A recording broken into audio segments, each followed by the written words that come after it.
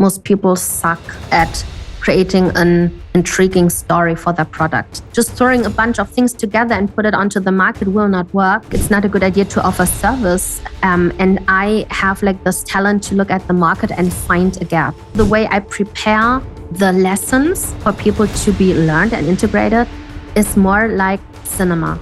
This is why we have such a deep relationship with people. They will buy anything we offer.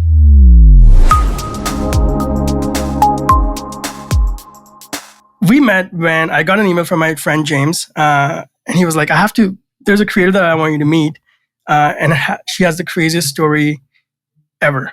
And so we met, and I remember when you shared what the business Interior Grace did in the last few years, I was absolutely blown away, and I've worked with some of the biggest creators in the world. So just to start with, can you share some of the growth that Interior Grace has experienced in the last few years?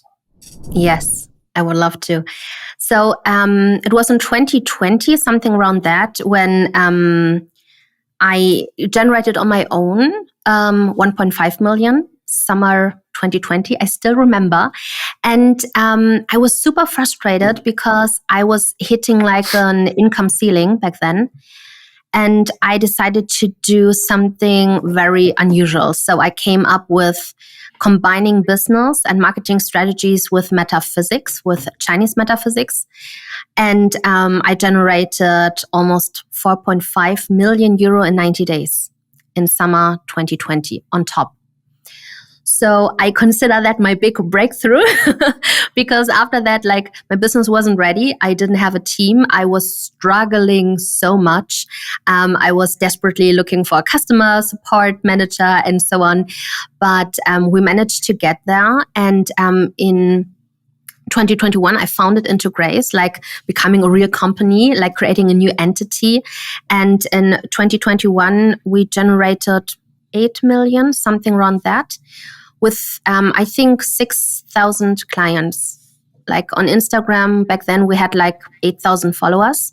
So that's the fun thing about us. We have not many followers, but most of our followers are our clients. I think that's the biggest difference. And yeah, this year we are in the first half of the year. I think even the first quarter, we already did 6 million euro in revenue. And we are already becoming an 8-figure company this year. And yeah. One of the things that you mentioned that was really interesting is that you didn't know that much about business, and also that you joined this company and did 2-3 million in sales, which sounds like right away. So talk about that process. As if you came as someone who didn't know that much about business, what led to that? Was it internal? Was it something else? Was it something you learned about yourself?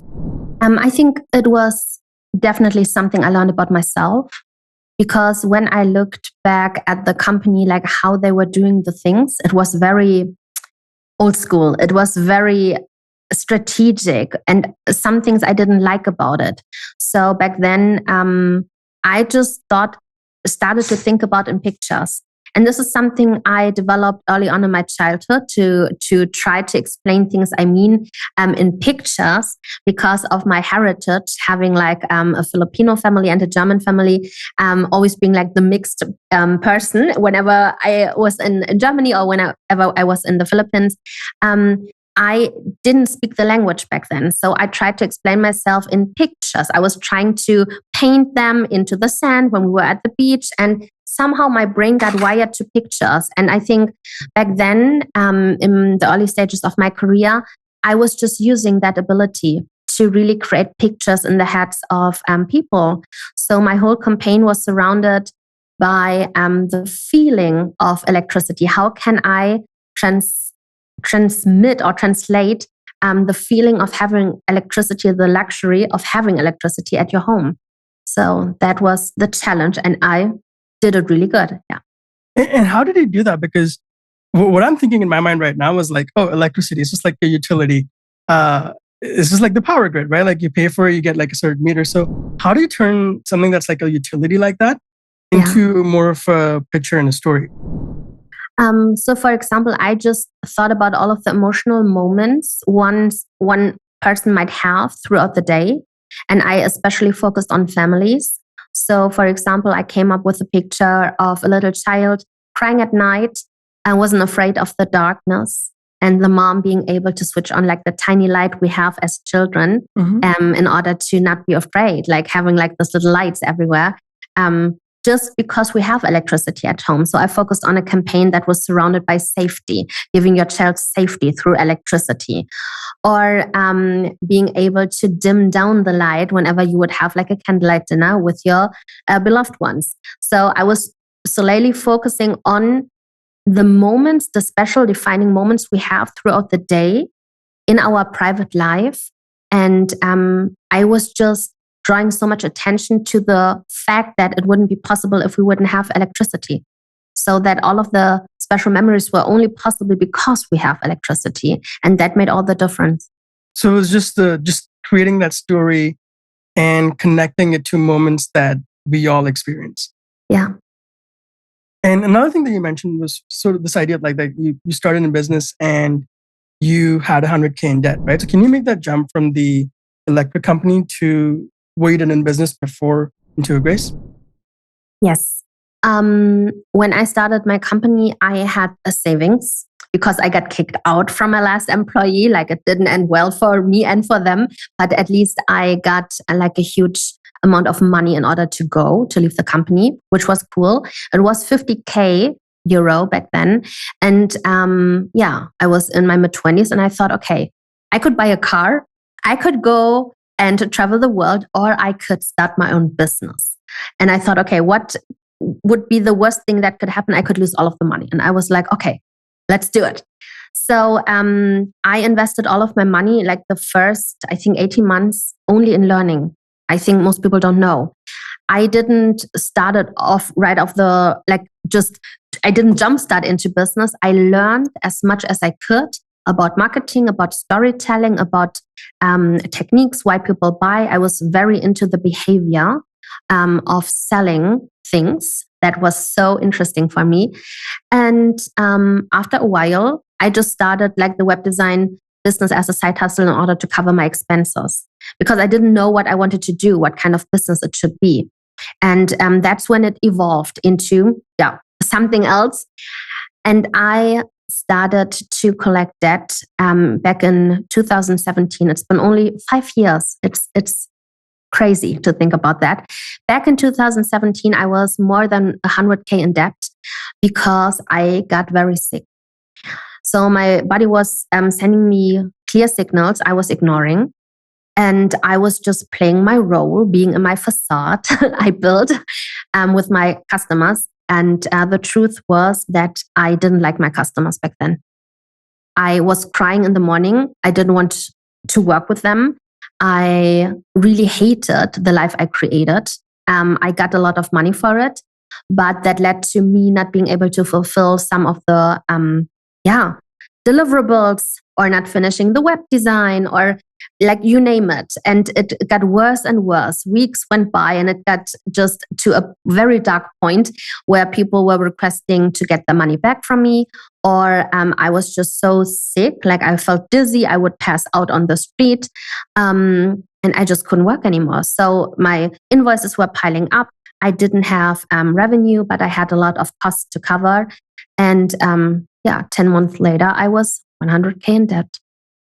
I'm curious why you think that was happening, because I think I've definitely been in that cycle of like almost like creative destruction where I created something and maybe it wasn't what I wanted and had to kind of like destroy it to like get to the next step. What do you think it was for you back then that led to that? Back then, I fell in love in 2016, something around that. And like a very deep-rooted belief came up that I cannot have it all. So either I can have love or I can have success. Somehow I wasn't aware about like having this thought at all, deep-rooted in my subconscious. But growing up, my mother was very often very sick and she got a lot of attention. And somehow I didn't learn to receive love back then other than by being sick. So I wanted all of his attention. I wanted all of his love, but I couldn't see a way being a successful person being loved. So I made myself super unsuccessful and sick in order to be lovable. It's so interesting how we have these like triggers and stories that get established in childhood. Yeah. And they sort of like run our lives, right? I've certainly had these moments of like learning, realizing like why I supported creators is because I wanted to be like them. I remember that I still like know that moment where I like realized the story and the change that it created for me. Can you talk about the moment where you maybe like realized, oh, these were the stories that were like running your business and what happened after? So my thought behind everything, like being sick, receiving love, and all of the things, was that I was so afraid to end up lonely if I would be super successful. It was my biggest fear.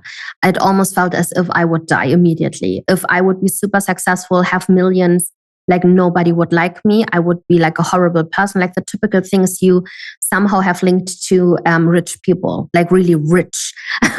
And when I found that out, I really went on to work on myself. I learned everything there is about the body, like the energetics, the whole metaphysical stuff. Like I integrated that into business back then. And I just could really see how I was working against myself. So no wonder I was always fading out, passing out, because I didn't have like a lot of energy left for the things I wanted to do. And I also came up with this, how do I say, like my new mantra back then was, what is meant for me will not how do I say, surpass me. Like it will always find me. And if a love can only exist when I'm sick, like what kind of love is this? Like what kind of man is this if he can only love me when I'm small and not successful and like the worst version of myself? So that really helped me so much. And it was really about allowing myself to have more in life. And back then I had this huge aha moment that it felt like as if I would abandon my own parents and the whole lifestyle and my heritage by stepping into something greater. And I think that was the thing I was trying to avoid. It's so interesting that like whenever we have these moments of transition, it's always like we have to like step into something and leave like XYZ behind, right? Yeah. When you're in that moment, can you describe like that moment for you when you were like, okay, I have to like leave this behind? What did that feel like? What were some of your concerns or fears, and what got you to that other side? Okay, so what helped me was, I will start with the fear. My fear was that my parents would feel sad if they would see that such successful life was possible for me by not working as hard as they did their whole life. And I think many people have this belief system. And what helped me so much was focusing on all of the things that would be possible by me being the most successful version of myself. And I would always ask myself, like, who is benefiting from me being super successful other than myself? Who else is benefiting from that? And that's when I started to donate a lot to charity. I started to help other people in need. I started to, like, I've always done that my whole life, but I started to send a lot of money to the Philippines too. It was feeling as if I was a little bit imbalanced. Back then, it was also a sabotage I didn't know about. Mm-hmm. But back then, it helped me at least to get over that first hurdle of resistance. And yeah, then I was on that journey to learn everything there is about money and abundance and wealth dynamics and all of these funny things. And back then, it helped me, even though it was also sabotage. So you've talked about a few concepts. Let's bring those in now. Like you talked about metaphysics, manifestation, identity shifting. For someone who's listening who like has no idea what those mean, could you describe those concepts, and then we can go into sort of like how they helped you change beliefs and identity? Yeah. So Chinese metaphysics basically says that the day we are born, we have like a potential given from the universe or whatever you believe in, from God. And this potential can be used if you want to, but you always have your free will. So there's this concept called cosmic trinity. And I really love that concept because when we talk about metaphysical science, like, for example, human design or gene keys or astrology, so many people think like it has to be that way. And that is just not true. It's just like, I see it as an inspiration. Like my human design is my inspiration. Like I can play that role out if I want to, but nobody can force me to do it. So there is this aspect of your own free will. This is called human luck. There is this cosmic luck. That is like the human design, the astrology, what you've been given. And then there's also like a very important aspect to it, like where you live on this planet. This is called the earth luck. These are techniques like feng shui, for example, like the chi that is being created by the earth is different in certain areas around this planet. So it's, of course, also very important to look at the people you are surrounding yourself with, because if I'm in a supportive environment, of course, I can use easily like my given potential from the universe. But if I'm in a very negative environment, like I might not even think about human design or astrology at all, because like my mindset is just not there yet. So that in a nutshell is like Chinese metaphysics. And I started to combine that with business. So growing up, my father is an expert in Chinese metaphysics since more than, I think, 35, 40 years. And I grew up with all of the topics. I loved it. I was rearranging my childhood room, I think every 2 weeks. My mother was crazy with me. Like she hated it, but I did it. I wanted to feel the energies. And what I came up with was really looking at the timing for me. And back then, being the rebel, being super stubborn, I was always going against what was good for me in that current situation. So you can have a look at your like genetic blueprint, astrology blueprint, human design, gene keys, whatsoever, and you can see what is meant for you, what is easier for you, where is the path to least resistance. And manifestation basically just means removing resistance from what you truly want. Like we say we want something, but if we would really want it, we would have it. So there is resistance to it. And like, I just love to play with these kind of energies to remove all of the resistance there is in my life. Can you give an example of a time where, let's say, you combined Chinese metaphysics and business to remove a resistance from your life or your business and the growth it led to? Yes. So when we look at my cosmic, like given potential, like I have a very active 12th house in astrology, and this house is all about spirituality, retreat, about metaphysics, the things you cannot touch but only feel. And I was going against that. Like my biggest fear was like that people wouldn't believe me that it's possible to create things like this, even though I'm like the living proof of it. And back then, I didn't talk about Chinese metaphysics at all, Sachit. I didn't talk about it. I was afraid to talk about it. So in 2020, only my private clients knew that I was like teaching that like to other people, like not in business, but just on a private side. And they were begging me to do a workshop about it. And I was just playing with the energies. I was looking at it. And every 10 years, like your pillar of destiny will change. Like it is as if you are changing a dance room. So for example, if I'm dancing cha-cha-cha for 10 years, suddenly the music changes, the speed changes, and you have to adapt to the new rhythm. And I was in the middle of it, like 2019, 2020, I changed the rhythm of my life. And I thought, okay, why not give it a shot? Let's do it in summer 2020, like I told you. And I was talking about human design, astrology, and gene keys in business in Germany, and nobody ever heard about that combination. And it completely blew up. Until now, more than 25,000 people in Germany took that workshop in the last 18 months. And I stepped into the 12th house, you can say. So I played with that kind of energy, looking at my divine timing, and it was so effortless. It was as if everything was aligning, everything was falling into place. I had so much fun. I was not expecting it to go like through the roof like it did. So one of the things you mentioned was that this has been in your family for so long. And also that when you were starting to talk about it, you had a fear, right? What was that fear? Like, why wasn't this something that you widely shared? And then what was the switch that flipped that for you?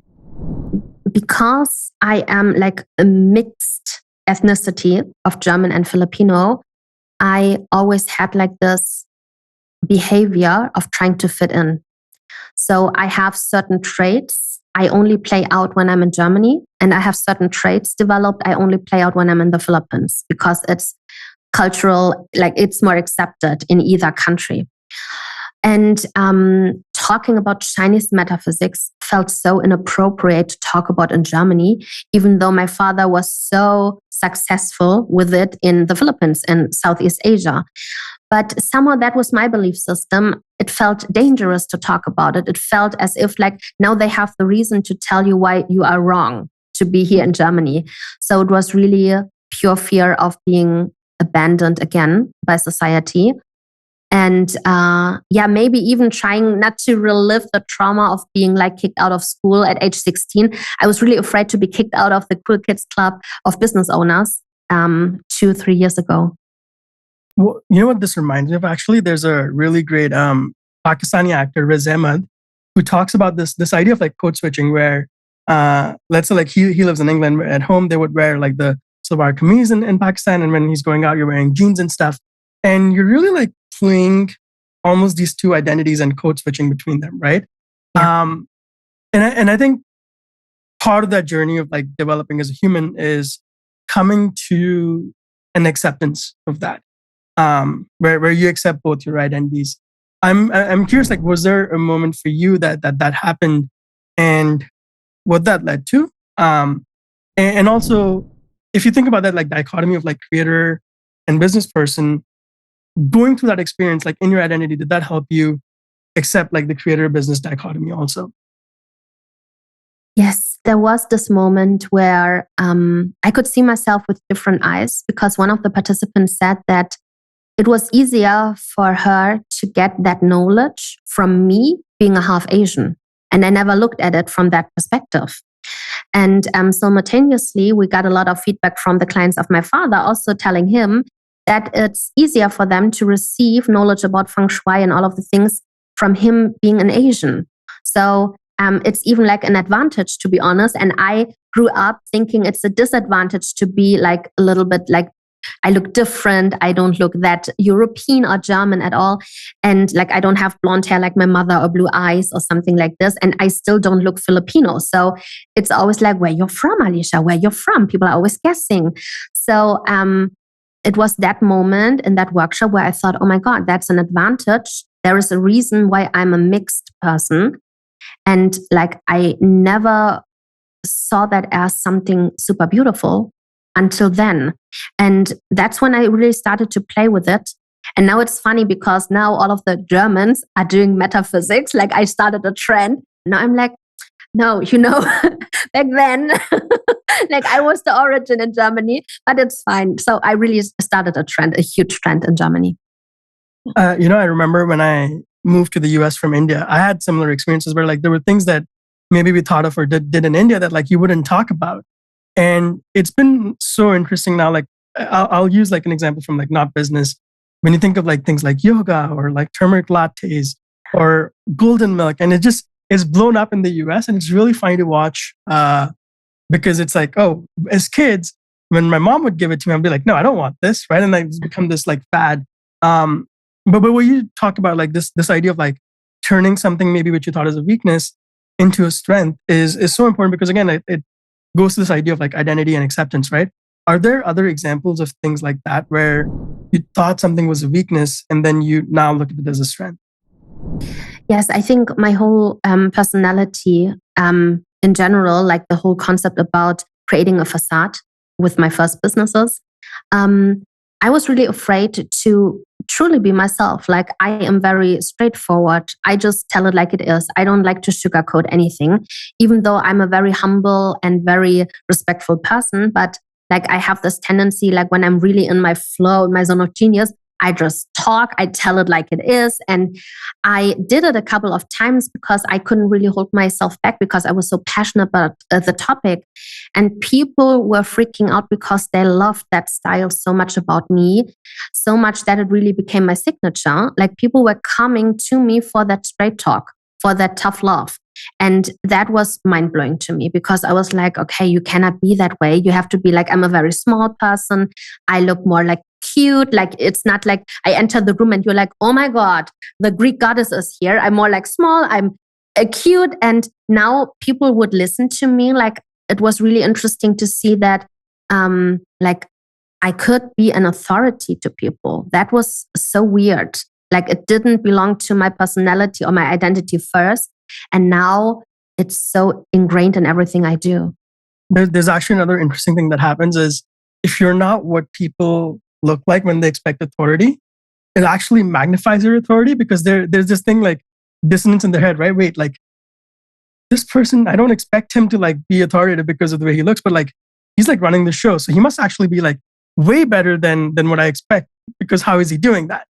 Yeah, exactly. And I didn't know about that. So it took a while until I found out like it's such an advantage to look different than everybody else. Like especially like on Instagram and Facebook, like it's good to look different. Like it's more like it's eye catchy. Like people don't see mixed people all of the time. Like okay, maybe nowadays, but like a couple of years ago, it felt as if I was really entering a dangerous zone. But I only felt it that way. And people never saw me that way. It was just all in my head. That's actually really interesting. If it's in your head, it's not something that you have to go all these other people to convince them to see you. It almost sounds like it's like you have to see yourself. Is that right? That's true. That's why I love metaphysics. Like I found out about all of the people that love human design and astrology. Like these were the people or the children that were so misunderstood in childhood. Like they basically fell in love with all of the tools we have nowadays for personal development in order to understand themselves. And then they have this epiphany of, oh my God, nothing's wrong with me. So I'm completely fine. And I think that gives you so much healing because like this pure self-acceptance of who you are and nothing's wrong with you, like this is the most important step in building a business. So you're having these moments of like acceptance and identity shifting. Let's go back to like that moment where you were 100K in debt. And obviously like from there you went to that moment where you did 4.5 million in 90 days, right? And it would be like really easy to assume that like you decided you started, everything was great. No, like I'm sure there were challenges. So can you talk about that bridge of that story of like going from 100K in debt to then doing a launch that did 4.5 million in 90 days? So I think being in debt is an amazing learning opportunity because like I loved that energy of like it's now or never. And I think most people create a situation like this in order to have no other choice than to go all in. So did I. And I stopped living for a while. I cannot it's the truth. I know people don't want to hear it, but like I was working around the clock constantly. I was just drinking, doing a little bit of sport, working. So it was really like a marathon. I did a plan, how much money I needed. I planned everything out. I was really looking at my body. I was looking at my emotions. I was journaling about that.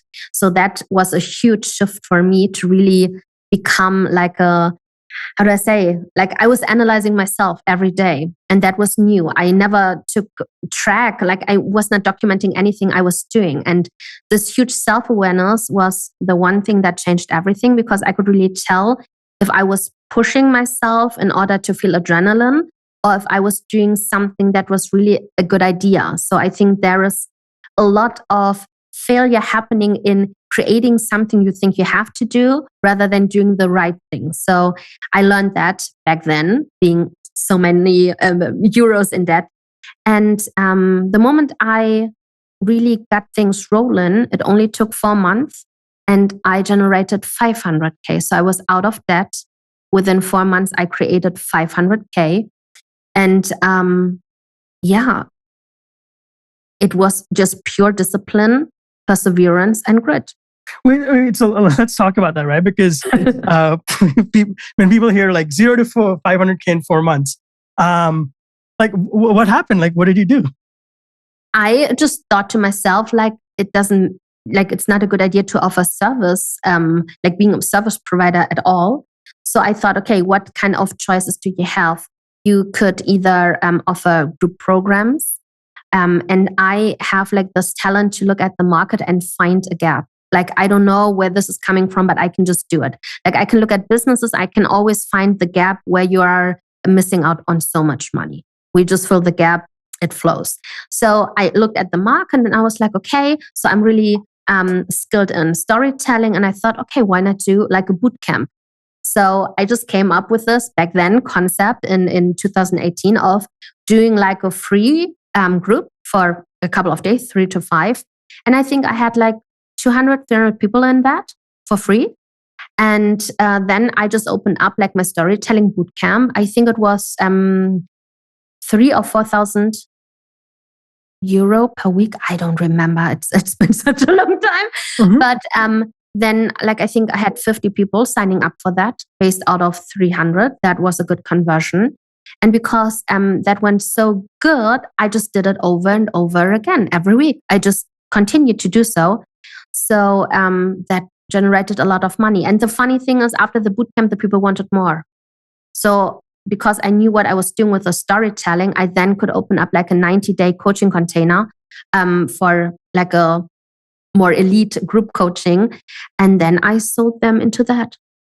So let's actually get into the specifics of this, because I think there's two kinds of people that are listening. There's maybe the people who already have audiences, right? Like I know people with like hundreds of thousands of like, let's say like fans or people in their audience, and their business isn't doing anything close to what you're doing, right? Like it's, and then on the other side, there's people who now, like I think like 75% of people in the world want to be like creators and YouTubers. So people who are getting into this creators economy, like what are they missing? Because a lot of the things people that usually do, they're like selling $50 ebooks, or they're trying to like sell like a membership. There was this thing with the influencer who had like, I think, millions of fans and tried to sell t-shirts and only sold 34. And it just didn't work. So what would you tell someone like that? Like, what are the steps they should take to start doing sales, start building business? It's packaging. It's the story about the product. Most people suck at creating an intriguing story for their product. I see that everywhere. Like people will just, like for example, human design. We have this happening in Germany at the moment. We have human design coaches left and right everywhere. And I'm looking at that and they are not successful. And they are like, oh my God, it was Alisha's biggest breakthrough. What is happening? I'm like, market saturation. Like you cannot stand out anymore because like you have to innovate and there has to be an evolution to it. So I was watching the Victoria's Secret documentary last weekend. And I think we can learn so much about fashion, because about Victoria's Secret back in the 80s, like there was a story invented in order to really deepen the values of the company.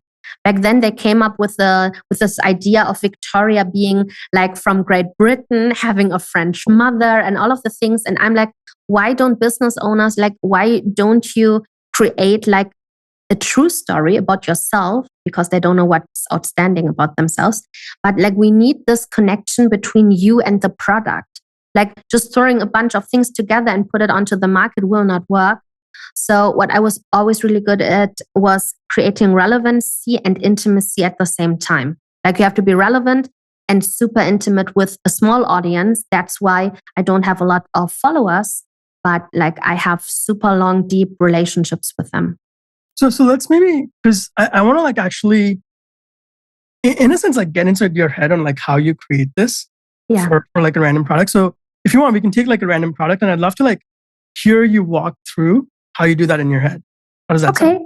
Yeah. So let's say like, I'll just take my example, right? Because I know my product. I'm targeting creators like you. I have a product called Creators MBA, which is a collection of like, and I'm also like describing this like how most creators would describe, which is I have a collection of courses and maybe like one-on-one services, and maybe there's a group program, and it's doing okay.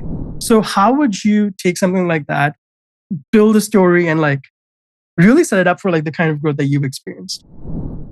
Okay. So when it comes to podcasting, what is possible the moment I launch my podcast? What is everyone's dream? That is the first question. So when I think about me, I think most people crave connection with the audience. They want to be like more part of their day-to-day life. Like the people can listen to it in the car, they can listen to it in the bathtub, like everywhere. Like it feels as if you have your own radio station. So that's cool. But I think like a hidden desire nobody wants to admit is fame. And I think this is something like you should really point out more because of your proof record. Like you have so many amazing things like what you're doing. So like you have this hero story you could tell. Like you can show what you created already. So now here comes the story. Why don't they think it's possible for them? And on the other hand, because we went through a similar process, why do I want the fame and where's the resistance to fame? This is where the whole money lies. Because saying I want a podcast, like nobody wants a podcast that is doing okay. Everybody craves something that is like a number one hit. So, but what happens if I would really hit the top 3 in the charts? What would happen? And I think that is the key why people hold back on buying like the MBA, for example, like for podcast creation, because they would be so overwhelmed with their new reality if it would come true. So it's more about the after. They don't believe in the after. And how would you get someone to believe that? And also, actually, is that the right question to be thinking about? Yeah, it is. Because if they don't believe that it's achievable for them, like not only achievable, but it's only safe, like about the safety, it's also safe for them to be famous, then they will not like. It doesn't matter how intriguing or how good the course is. They will not invest in it because like they will feel so overwhelmed after the whole creation process. So how can the whole product be more fun, more like an experience? And how can we add like different modules that address like these kind of fears? So for example, if you would be able to interview someone just around the topic of fame or really pointing out more like the scenarios, like what people go through, that would be super cool, like an add-on for the product to really address that. Like, of course, I know you want a podcast and of course you're dreaming about hitting number 1 in your charts overnight. I get it. But at the same time, it's freaking you out. And I get that too, because this is what every one of my clients go through. So this is more about really hacking their mind, becoming their mind reader. And this is just like how you package the product. It's not about creating the podcast. It's about creating a connection to be at home with your ideal clients all of the time. And that's a whole different level. So the first product that you did was the storytelling bootcamp, right? Mm-hmm. Can you share examples of how you did that when you launched the product? Like what were some of the like elements that you added for like fun and experience? And also like what has been the evolution of that? Like what have you learned about introducing fun, introducing experiences, introducing that like packaging element to have people feel safe in the product? Yes. So I love to work with micro commitments inside very like ordinary courses. Like I love to shake things up and make them more fun. So I knew back then what they craved was being seen. Like in a storytelling bootcamp, you just want to be seen. And I can tell that your audience wants the same with the podcast product. They really want to be it's seen. It's build a big audience. Yeah, but like they want to be accepted and they want the feeling to like similar to back then the storytelling bootcamp. They want to hear that their story is worth being told. That's what it's all about. That was the biggest fear back then. So what I did, I built in like a live streaming challenge where people could win like a personal coaching session with me inside the group. So I love to do that. I still do it, to be honest. Like spending time with me is like one of the biggest incentives for my audience until now. And I really love to spend a lot of time with my clients, like really live and in the group. So they had to go live and start sharing vulnerable moments like every day, 5 days in a row, and really open up about things they were ashamed of, like not in a traumatizing way, but in a way where they would feel empowered and feel seen. So it's more about the structure, how you set up the task for the people. And believe it or not, on Friday, I think all of the group was crying because it was over and they didn't want it to end. Everybody was so emotional. And this is the power of storytelling. If you open up like a safe space for people, 100% of the participants wanted to go the next step with me. And that was just because how I set up the course and what kind of stories and exercises I gave them. So let's take a tangent here, actually. We'll jump around like Memento. Okay. When you're talking about setting up the product in that way, when you're talking about creating that safety where 100% of people want to keep continuing with you, right? Mm-hmm. Can you share examples of things that you did that like did work, that were surprising? And also things that you like maybe tried that like completely did not work and like you were like, okay, we shouldn't do this again. The weird thing is most things I do work. Like I don't have things where I say that doesn't work. Like I don't know. I have a really good sense to what works well with people.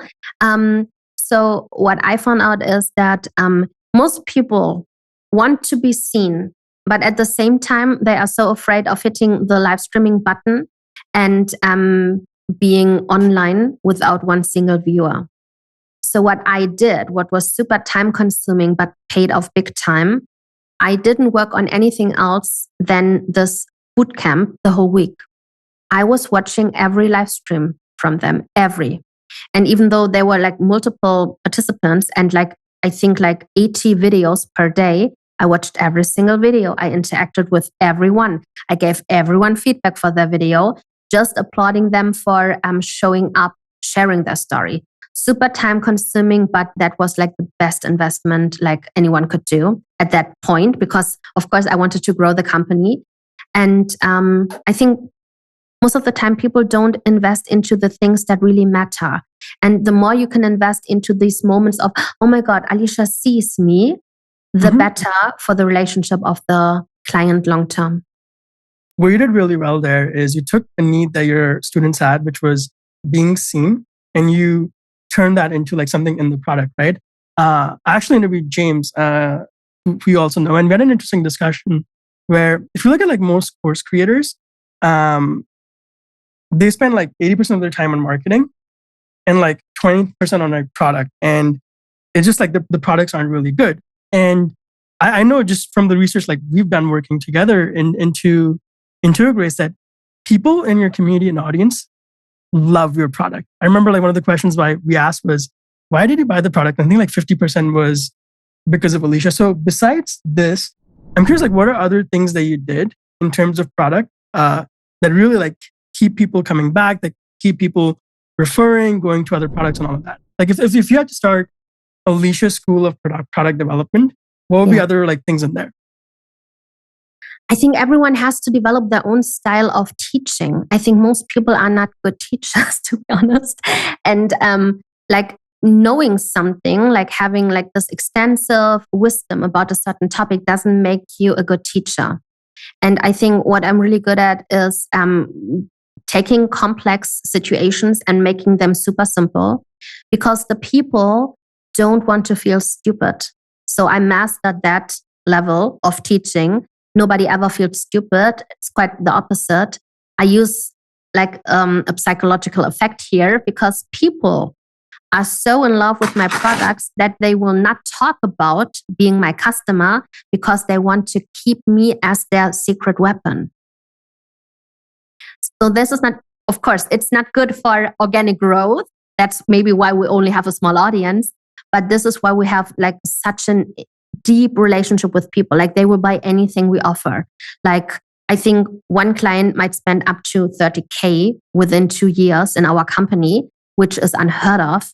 And it's only online courses. It's not coaching. So I just took the time to really build out the relationship. Like how do people want to feel? How can I translate my values into the teaching? And what I do, I make it super fun. Like it's like an emotional roller coaster learning with me. Like one day we cry together, the next day we laugh our asses off together. Like you will cry tears because of laughing so hard. The next day you will feel like, oh my God, this is mind-blowing stuff. So the way I prepare the lessons for people to be learned and integrated is more like cinema.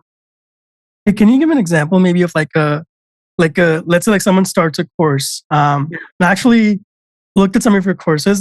Thank you, Alex, who sent me logins, because I wanted to have that experience before we did this, right? Can you share, let's say like a 0 to like 7 days, like the first week of a course, where you've done that, where you've almost like structured like theater and cinema? Okay, how I develop products is a little bit different. I look at your business as a library. So you have your own library. Every product is a book. And when you write a book, you like how most people approach business is, oh my God, I have this idea for my book, and now I will tell everyone that this book is coming, but you don't know what's going to happen in the book, which is stupid. So basically, you first come up with, okay, what is the topic of the book? Then you think about, okay, what are the milestones of the book, like the chapters? Is there a specific order for the chapters in order to have a really good dramatic angle towards the story to really capture the people? And if you have the order of the chapters, then you will start to write each chapter. But sometimes you will not just write a book from page 1 to the end. Like you will take your time for different chapters and maybe switch some chapters in between. And only if you're done with all of the chapters, you will then write the foreword, or you will let somebody else write the foreword. And this is how I approach product development. So I think about every chapter as one mini book in general. And I would think about, okay, how many aha moments are needed in order for the people to feel empowered after this chapter? And then I build, like an architect, the aha moments into my teaching within 60 or 90 minutes. So I have like 5 aha moments. And the way I structure the aha moment is by creating pictures. So I will use a very common situation we all know where people can identify themselves with. And then I will ask questions. I will invite you to self-reflect on what you're doing there in the picture. And then they will have it's super fun. It's super engaging. They're like, maybe this is the problem. Maybe this is the problem. They will try to find a solution to the problem. And slowly but surely, I will give them more information so that it can settle down. And then at the end, I will bring out the big aha moment where everything shifts. And then they're like, whoa, mind blowing. And then I will continue. So it's almost like every video in the course is structured like that. And if you expand, like almost like every like collection of videos, like a module is structured like that.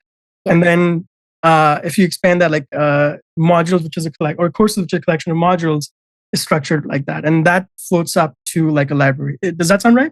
Yeah. So it's almost like that like a fractal, where it's the same pattern that's repeating from the start to like the end. Yes, and I use like live gamification because every course I create, I teach it live first because it captures the energy of excitement. People can feel that I'm talking to the other people, even though it's a recording, but they can really feel my excitement. They can hear, like I will read out loud, like the questions of the people who are participants of the live round.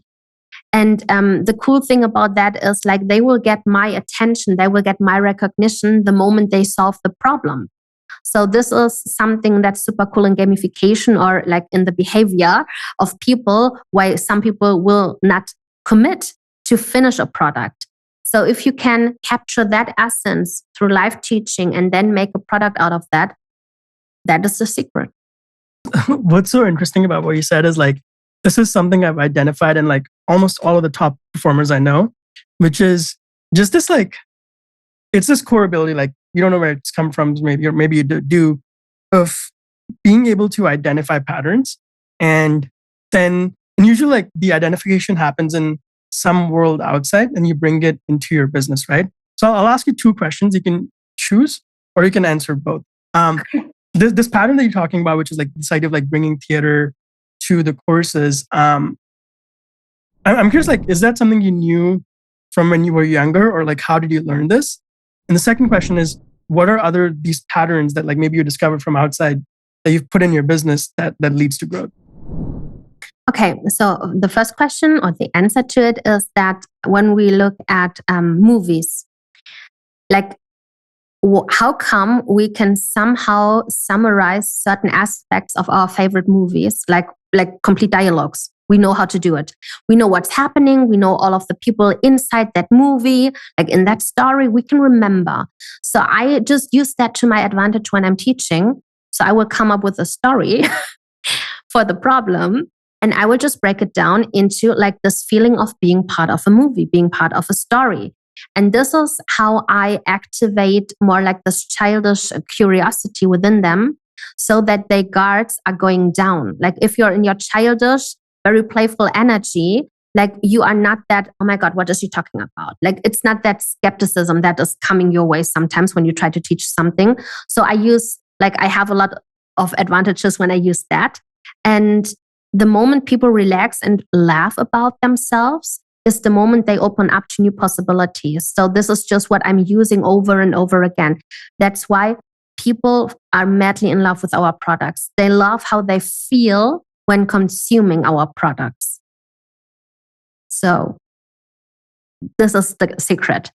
The next topic, like another pattern I could see, or what is really important, is for people to be invited to have something like a result by watching the video.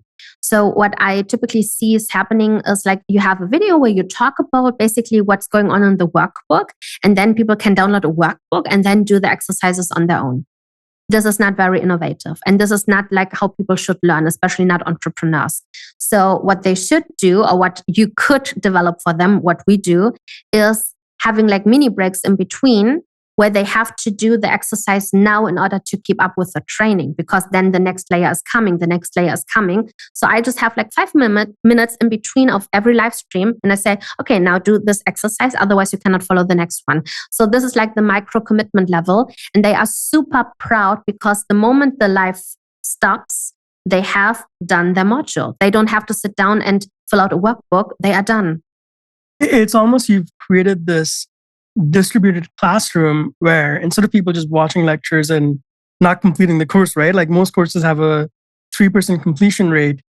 You've built executing on the course as part of the course journey. Yeah. Are there other changes or elements just from a product standpoint that you're putting in your courses that maybe like other people aren't? What we're currently building out are like more like a point system. So in our membership areas, you can collect credits and points. So points are more for you to get to the next level and to collect badges for it and get bonus modules that otherwise you wouldn't be able to access. So it's also like, a little bit like the adrenaline rush. So, oh my God, I got something new in order to motivate you to finish everything. And the credit system is in order to buy new things. So for example, live events with us, you can only buy them with credits. So if you are not like a disciplined student, no chance to see us live ever. So this is something pretty cool, I think, in order to really to get to the people who are really committed. What helps also really, like it's working really good, is to invite people to share their biggest aha moments. So I do that after every live stream. I will ask them, so what is your biggest takeaway in your words? And I trained my customers to think as if they are also a teacher. So I told them, if you were forced to teach the same topic I just showed you, how would you do it? What in your words was the most important summary? And then they like, this is the exercise. And then they have to put it into the comments in the Facebook groups. And this is working like a charm. That's so cool. One of the books that I just thought of that I think you would love is, I don't know if you've read this book called Actionable Gamification. No, I don't know. It's about like, the subtitle is literally Beyond Points, Badges, and Leaderboards. So I have a sense you're going to love this book. And again, when you were describing the point system, the first thing I actually thought about was just like when I used to play video games, right? Like they do that really well. And it goes back to the thing of like finding something in other places and bringing that to courses. Are there more other examples of like things that you've either seen otherwise or maybe even like you innovated that you brought to courses that are working like a charm? So what we want to do, I think, I don't know if we can finish that this year, but I think that would change everything. Like that's my little secret I will share with you. I would love to set up different groups inside of Germany, like in the main cities, where we will form like little clubs where they can meet while learning. And I will surprise every now and then one of the clubs by being there. So I would just be the surprise guest because surprises are my love languages. So I would just surprise them and give them like an extra training, but they never know who's getting the surprise visit from me. And by doing so, it creates like this new form of connection and tribe within like main cities in Germany. And I would also let them compete against each other in order to win special things you cannot buy. What I love about this is, and I remember one of our, like when we were working or in our work together, one of the calls we had, I think a few months back, where you'd done a survey with your audience and you came back, and I still remember what you said. You were like, we just had this big realization. People are coming to us for like community and all of these like things like connection and all, instead of like making more money or whatever. Can you talk about sort of like what led to that? And then how you've used that to implement community? Because again, this is something that I've seen like that you're really great at, which is you'll go on lives and there's thousands of comments. You'll post something and just people are responding, right? And talking to each other. So how do you think about creating that community and the importance of it? So the fun thing is I never wanted to create a community because it was my biggest pain because I never belonged anywhere.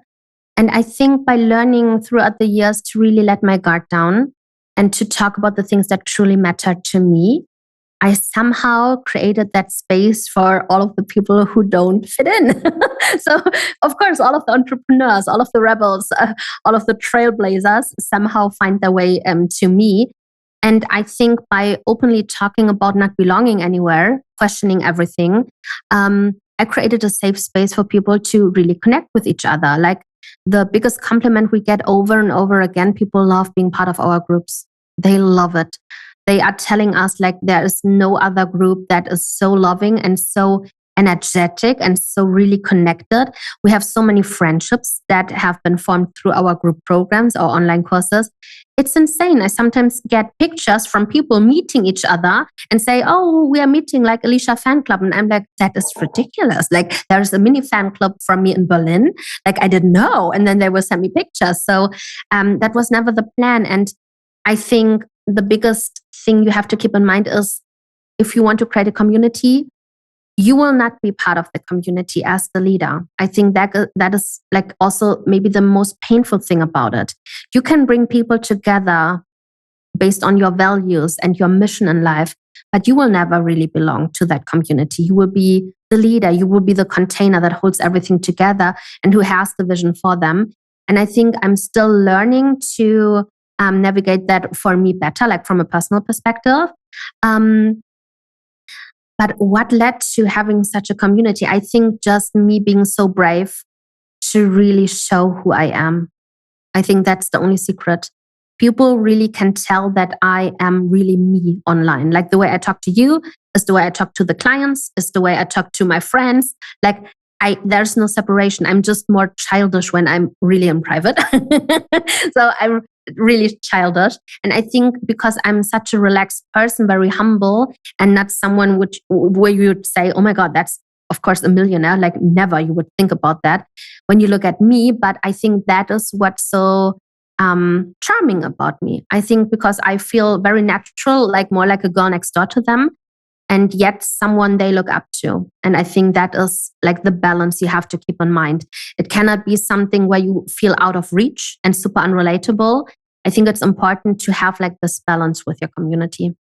It's almost like you're sort of like leading and setting the tone of like what is like the possible outcome. But also you don't want to be the only example, right? Like I've seen so many like sort of like, especially like personal brand businesses where someone creates a community and they function as advocates or champions, which is this is the only way it should be and like my way or the highway kind of thing. And then I've seen like people on the other side, like mentors who are like more like advocates, which is, hey, here's one example, but there's all these other examples, right? And like, I think in the former thing, like there's an element of like obviously like cultishness and stuff in it. And then the sort of like other extremist communities where I have friends who run communities and their sort of like KPI for success of the community is the number of relationships that form that are not related to them. So how do you kind of like think of, or I don't know if you think about it, this like one extreme of where like a lot of online communities are almost like turning into cults. versus the other end where it's about the connections that happen between the audience? So I think about it that way. So I see myself in a huge position of responsibility because most business owners will never make more than 1 million euro or dollar a year. I think it's more than 90%.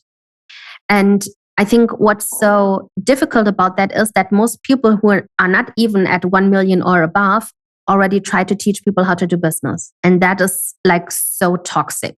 So I agree that there are certain circumstances where like you don't know what you don't know because you've never been there. So I have so much respect for people that are so much more ahead of me. And of course, I listen to them. And my mantra for that is just like, you cannot criticize someone that is further ahead of you because you don't know what they had to overcome, what they had to do in order to get there. So you don't know how the world looks like at their position. So don't you dare to criticize them. If you are at their level, you have your own opinion, of course. But when it comes to advice, I believe that everybody has their own intuition, and I think everybody has their own timing. And I don't believe that every person on the planet can build a successful business. I believe that 100%. Not everybody is built for that kind of energy and kind of responsibility and lifestyle. And I love it when people share different opinions. Like we have so many different nuances in our community. That is the word. But I would never say that my way is the right way for anyone. My way is the right way for me. And this is also, I think, why we are so successful, because I teach people how to listen to themselves and how to use their own metaphysical blueprint in order to create a business that matches their energy, not mine. It's almost like you're one example and you're giving people the tools to become their own example instead of completely following your journey. Yeah. I would never want anyone to follow my journey because based on my worldview, based on my resources, based on my skill set and my strength, like every person on the planet has different resources and different experiences. So like no one could ever walk my way. And that is also that was never the plan. So everyone has a reason for incarnating in this life. And I just empower people to really trust that way. And it almost, I think that is the journey to really accepting who you are, because that is what belonging is, right? It's not, I think Brene Brown has this really great quote, which is true belonging isn't changing you who you are, it's being who you are and accepting that. One of the things that you mentioned was that you never felt like you belonged. And now you've created a community where you're creating belonging for other people. So I'm curious, like just as a creator, like for you, like how does that feel? Very fulfilling. I am very emotional because when I think about that, like this creates the whole meaning around everything I do. Helping people, it was never my goal, but helping people to really feel part of something bigger and feeling home with people they've never met, just virtual connections. And sometimes they even meet in real life. This is something that will last longer than my existence. And I think this is what every creator wants for themselves, like having an impact or creating really like a legacy. I have people really sending me messages because they met 4 years ago through one of my workshops and now they are best friends. And it's just because I did this workshop. So it's like you never know who you are influencing at the moment, who is watching you. And most of the people I don't know, like I never heard their names, like they are not the ones who are commenting all of the time, but they are still there and they still have like a connection or memory with me. Are there any particular client stories for you that like stand out that you still remember? Because I do this too, and I know other creators where, because this journey is such like a roller coaster, right?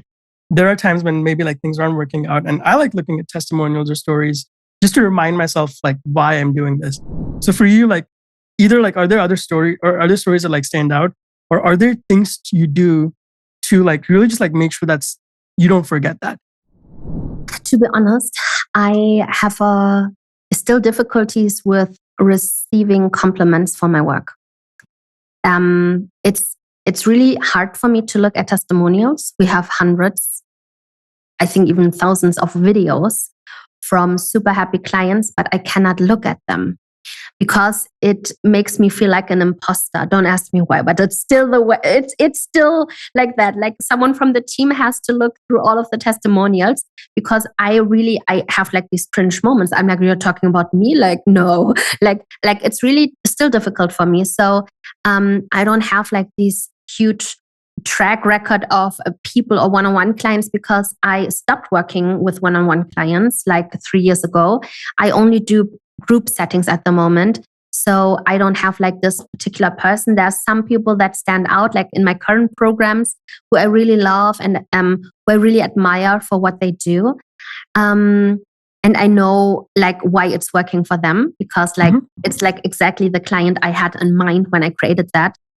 Yeah, but other than that, yeah, it's difficult for me sometimes to really receive all of the love and the kind words from the people, but we are collecting that. Like my team does it. That is so interesting that you have a trouble looking at testimonials. I had the same thing for the longest time. I think a lot of creators have this idea where if you just stop and let's say like stop and smell the roses and just accept a lot of the good coming, right? A lot of us get started because we have this chip on the shoulder because we're trying to prove ourselves. And there's this element that like we might lose that. And then if we lose that, are we still going to be able to create? And I think that is something that actually like holds a lot of creators back. I'm curious if that's something you dealt with or if it's something else. To be honest, I deal with that at the moment. So my life is very comfortable. We are making so much money, even though like not a lot of people know us.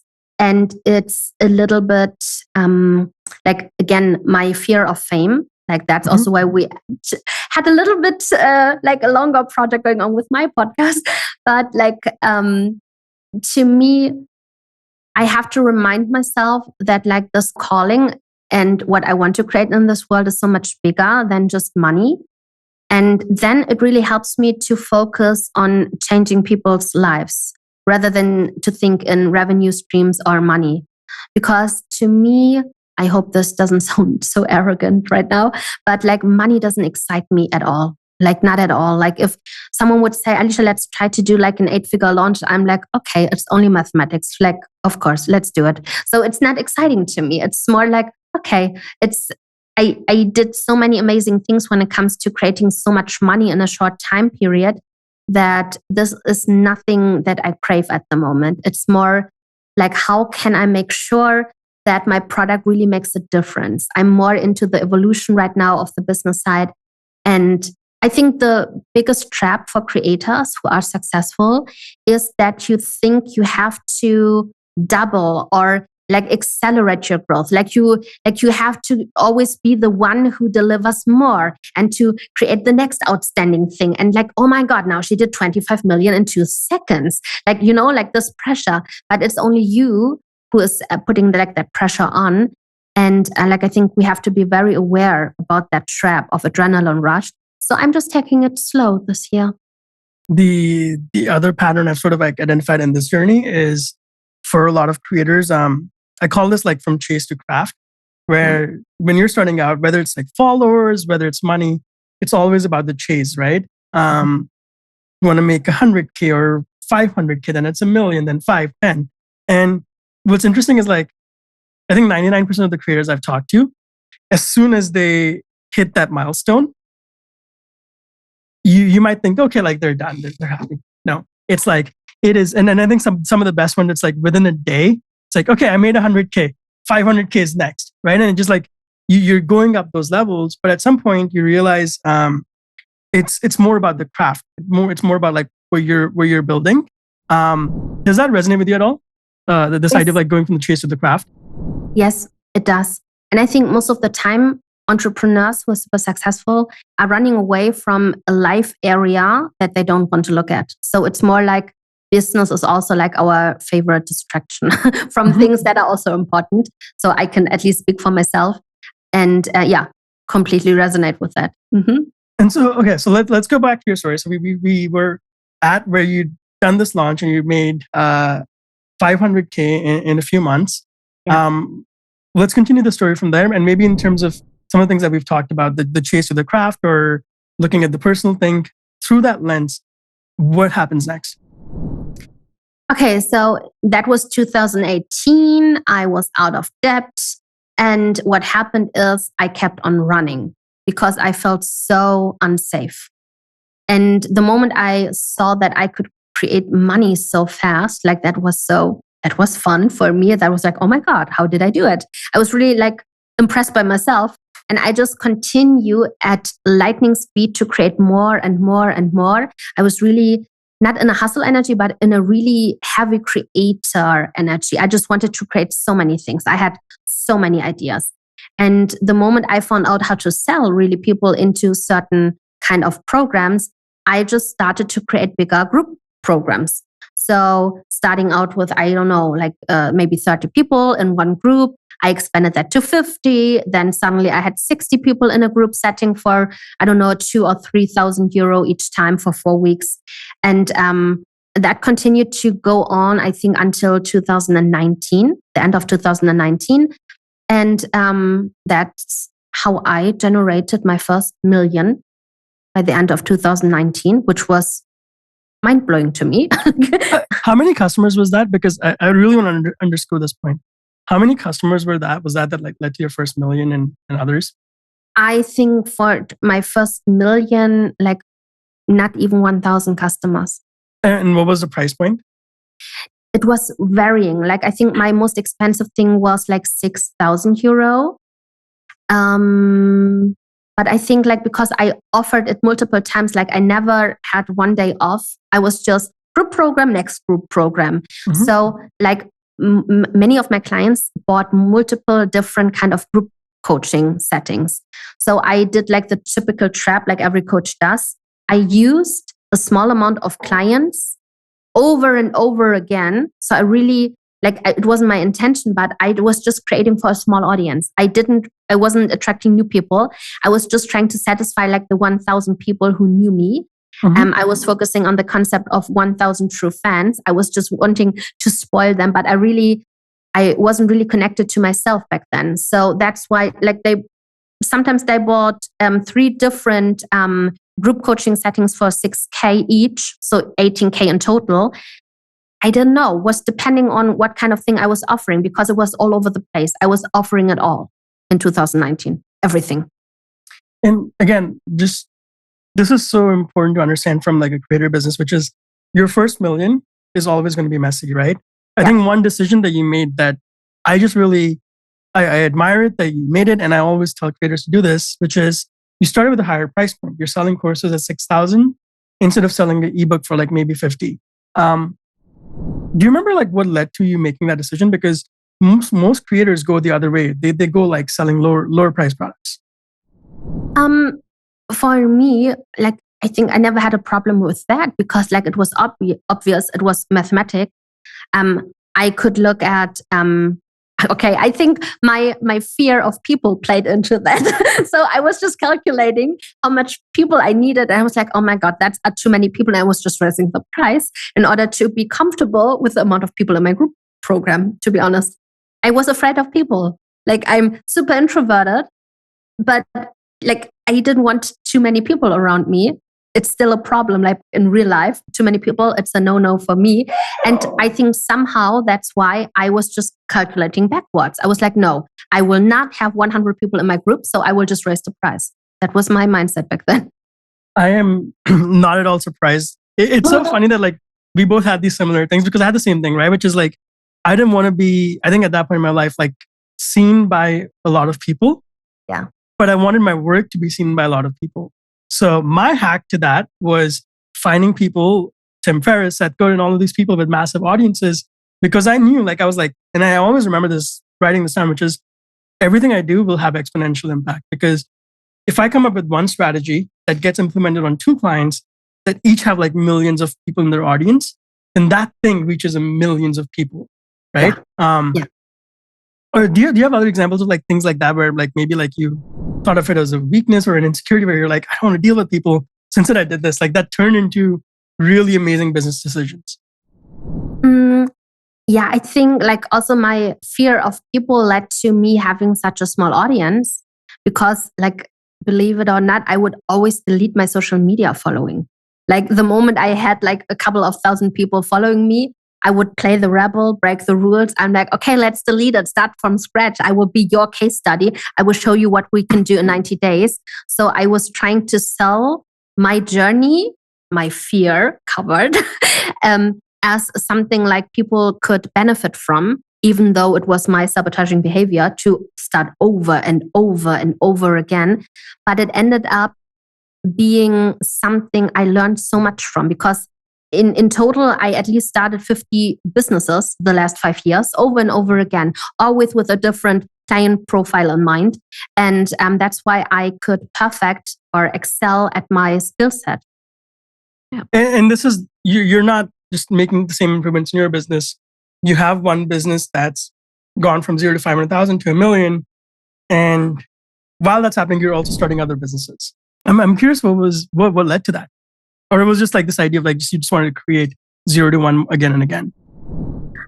I just love the energy of starting something, to be honest. I love this energy of, okay, what can we accomplish? And I was a little bit addicted back then to just like, right now I have 50 ideas of businesses that would be a 7-figure business in 90 days. Like I could do it, but I don't have the time for it. Mm-hmm. So I'm just trying to come up with new ways where I could create situations where people would love to start a business like this, and I can just be an investor, for example. But I could play the entrepreneur for a while and just help them with my expertise in the beginning. So I really love that. But I'm also a lot into real estate. I love building like a real estate business. I'm just so multi-passionate that I could see like every euro I make within my business should make me more money outside of the business. So not being only like an entrepreneur, but also being like an investor. I think that is crucial in today's world. And something I really like, even when what you said is like shifting this identity from an entrepreneur to an investor, right? Something you're really amazing at is this idea of like identity shifting and just always evolving into the new level. And I'm guessing like as we continue the story of like what happened once you hit the million, there's a lot of identity shifting involved. So can you talk about just the concept of identity shifting and how you do that? And then we can see how it applies to your story. Yes. So when we grow up, even though our parents love us and they wanted us as children, they still do, of course, some mistakes, because like what they can give us is only based on what they could receive as children back then from their parents. So it's like an ancestral dilemma we are all going through. And by the age, I think, of 25 or 30, we are more like, we are closer to our parents than we think. So I think that is that is a painful realization. So even though we had in mind, like, we don't want to be like our mom or we don't want to live like our father, we end up in a very weird energy. So for example, if I don't want to end up like my parents, I will go the complete opposite of it just to prove a point, because I'm so focused on not becoming my parents that while doing so, I will neglect who I am by just playing out my rebellious side, being the opposite of my parents. So this is a game we play. Everyone does it. And by doing so, you never question what you really want. And I think most of the people don't realize that sometimes even until they are 40 or older, that they created something they don't feel home within. So they are just doing something to prove it to society, like I did, starting the business like I did in my 20s, proving I'm worth it, like I can have this career and all of the things. But I never questioned what I really wanted. So the identity shifting concept is just based around questioning everything you learned in your childhood. What did you accept as a universal truth, which you feel in your body is just not true for you? So for example, when I was struggling with my debt back then, like I had this belief system of being lonely if you would become super wealthy. And then I just started to find proof of people who were not lonely and wealthy. So I would look for couples who are wealthy. I would look for women who had it all, who are wealthy, like all of these things. So I would play with these identities and I would just a little bit like emulate how they did it in order to feel if this feels good for me or not. It's more like playing a role for a certain time to really see if this feels good to you. And if so, you can adapt certain qualities of these kind of people. So I have this exercise I always teach my clients where you can like invite everyone you want, alive or not, to like your conference table in the morning. It's more like it's like a mini meditation, if you will. So, and you can talk to anyone. You can ask them any question, but you have to practice letting them answer. It's like strengthening your intuition. And this is so funny because I used it back then to get out of debt because I was talking to Oprah, Oprah Winfrey on my table. I was talking to my grandmother, who is not alive anymore, but she would talk back to me. She would give me advice and I would just listen and I would just see if that was true for me. And by doing so, you can just leave your ego behind and really play with different aspects that are active within you, but you don't give them any attention. I love that. So what I'm curious about now is, and maybe we can use this lens of identity shifting to talk about the next part of your journey, which is you've hit that million, and then you like have like the numbers that we talked about, the 1.5, the 10, 20 plus this year. Can you talk about that journey through the lens of identity shifting? And what are, let's say, like top 5 like shifts in your identity that you've made that helped you go on that journey? Okay. When I had like this big breakthrough, I had this belief system of not being able to trust other people in my business. So I really, like, that was the biggest identity shift for me back then. I had to hire people, of course. I had to build a team. I didn't know how to do it. I was so overwhelmed. I hired so many wrong people. Like I lost count of it. And it was really like a nightmare situation for me because I hired a bunch of people who didn't know what they needed to do. But I thought, oh my God, you're a virtual assistant. I think you know what you have to do. But they didn't. So I didn't have any time to train them. But nobody told me that I have to prepare everything to onboard someone. So it was just like a complete nightmare back then. And then all of my identity stuff came up of not belonging. Now you had a team, and thinking about yourself that you don't belong to your own team is not a good thing. It was horrible. It was my nightmare situation. So I created tension in relationships in my own team, which I also had in my private life. And I think this is what nobody's talking about when you start your own business. Like all of the things that are going on your private life, they will also play a big role in your business. Like you cannot be good as a leader in your team, but neglect all of the other relationships, like in your family or with your loved ones. This doesn't work. So that was, I think, the first big identity shift, becoming a leader for a team. And this took me a while. Like I think 1 year in total. Like I learned so many lessons to trust people, to listen to my gut. Like I didn't do that in the beginning. And yeah, I'm really proud about that so far. I think the next big identity shift, and that was a huge one for me, was relationships with friends. So I had, of course, of not belonging, never having a lot of friends, even not from childhood. I was struggling with having friendships because I was trying to play the hero. And the more successful I became, the more I was trying to use money in order to give them something. Like my self-worth issue would play out in my friendships again. So I had to work on that identity. Alisha as a friend, what does friendship look like to me? And I really had to think about like, what kind of friends are good for me? Not like who can I hold into my life, but what kind of friends would be good for me, and how do I need to be, like, who do I need to become in order to have friends like this on like eye to eye level? So every identity shift always starts with working on yourself, because like every manifestation outside is just a reflection from something that's deep inside of you. It's rooted inside. So you have to find the root and then shift it from the inside out. And I started just working on manifesting friends. And I started with women after having like so much heartbreak with the girlfriends last year. And now I have like 3 to 4 amazing female friends like I dreamt of having my whole life. And this is like how, like what you can do in order to elevate the quality of your life. It's not all about the money. It's not all about the business. It's more about the relationships and the love. And like for me, the next chapter will be like love and relationships, because I think, again, like right now this year, this is again a topic that like almost brought me to my knees, because everything broke down after several years of being in a relationship. I'm now single again. And it's almost as if I manifested that situation, like being like a self-made millionaire, but lonely, like as a female person. So this is my next chapter. I'm curious, when you're looking at this next chapter or any chapter, like all these concepts we talked about, identity shifting, Chinese metaphysics, we haven't talked about actually quantum leaping too.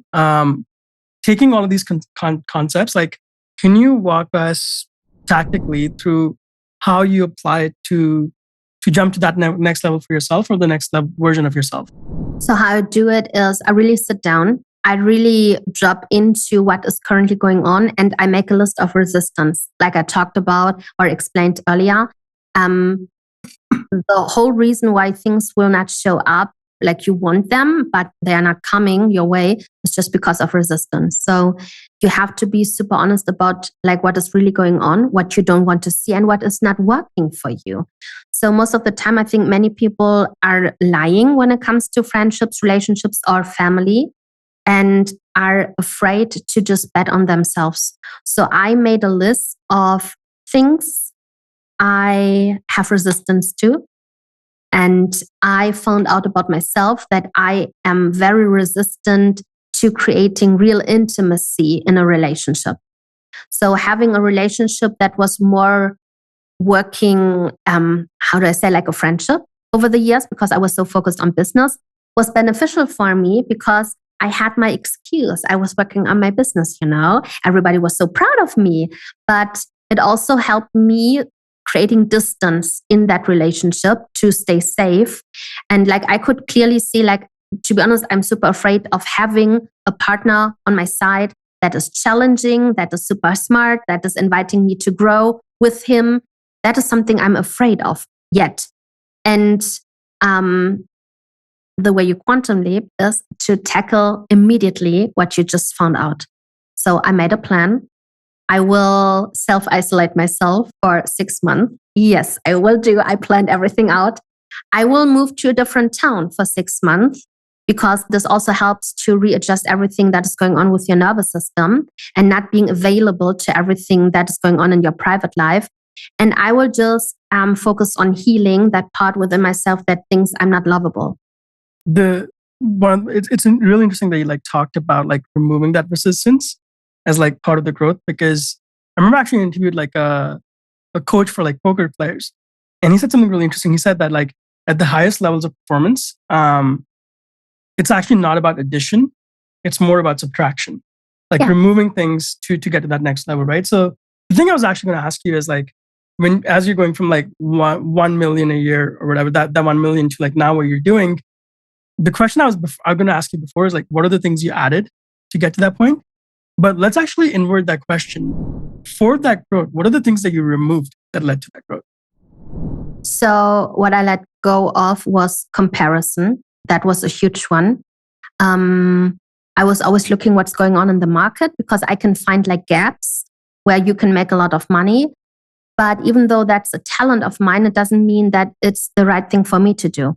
Like, I see so many opportunities to make a lot of money, but like, it's not the right business for me to do so. And because I was so in love with always over creating anything over and over again, it was more like a trap. So I let go of that, like this adrenaline rush of, oh my God, I found something, we can make another million. So I stopped that.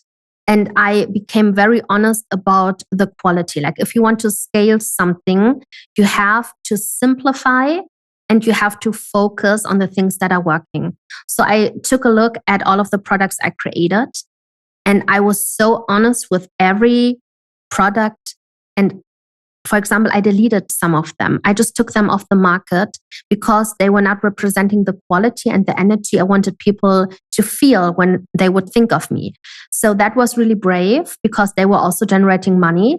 But by doing so, I would rather recreate the products with a fresh perspective, with fresh energy, which also took a lot of time. But in order to do so, it would create a different kind of attraction level to new people coming for that product. So these are the biggest things we did. It's almost that like this idea of like what got you here won't get you there. Mm-hmm. You're removing that product energy from the past version of yourself. And this new version is creating a new product for a new audience almost. Does that sound right? Yeah, it does.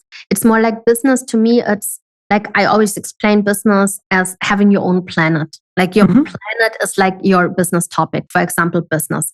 And then you can just think about like, how do you want to position yourself? Do you want to have your city near the ocean? Or is your city like, I don't know, in Australia? I don't know. Like, where do you take, like, where's everything happening? So the moment you are positioned, you have to think like an architect. Like, how can you make sure that it's easy for people to go through magnetically, like being attracted to towards your city by entering like a path, entering like a portal, maybe doing a masterclass, maybe then doing like a deeper online course, maybe then becoming a one-on-one client, whatsoever. But it's important to reduce too many options. I see that happening over and over again.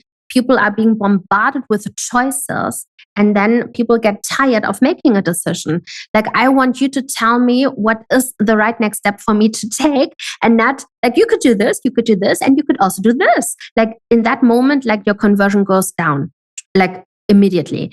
And I was just focusing on reducing overwhelm and confusion. It's almost sort of like you're mapping your customer's journey in your head, and you're removing the points of friction, right?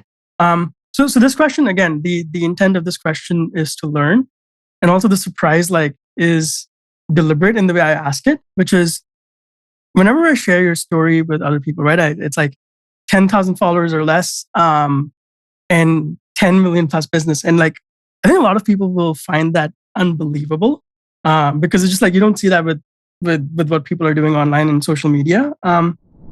Can you talk about how such a small audience can actually create that amount of revenue? Maybe in terms of like the way you've structured the customer journey, or in whatever you want to talk about that, because for a lot of people, it's very surprising in the best way. Okay.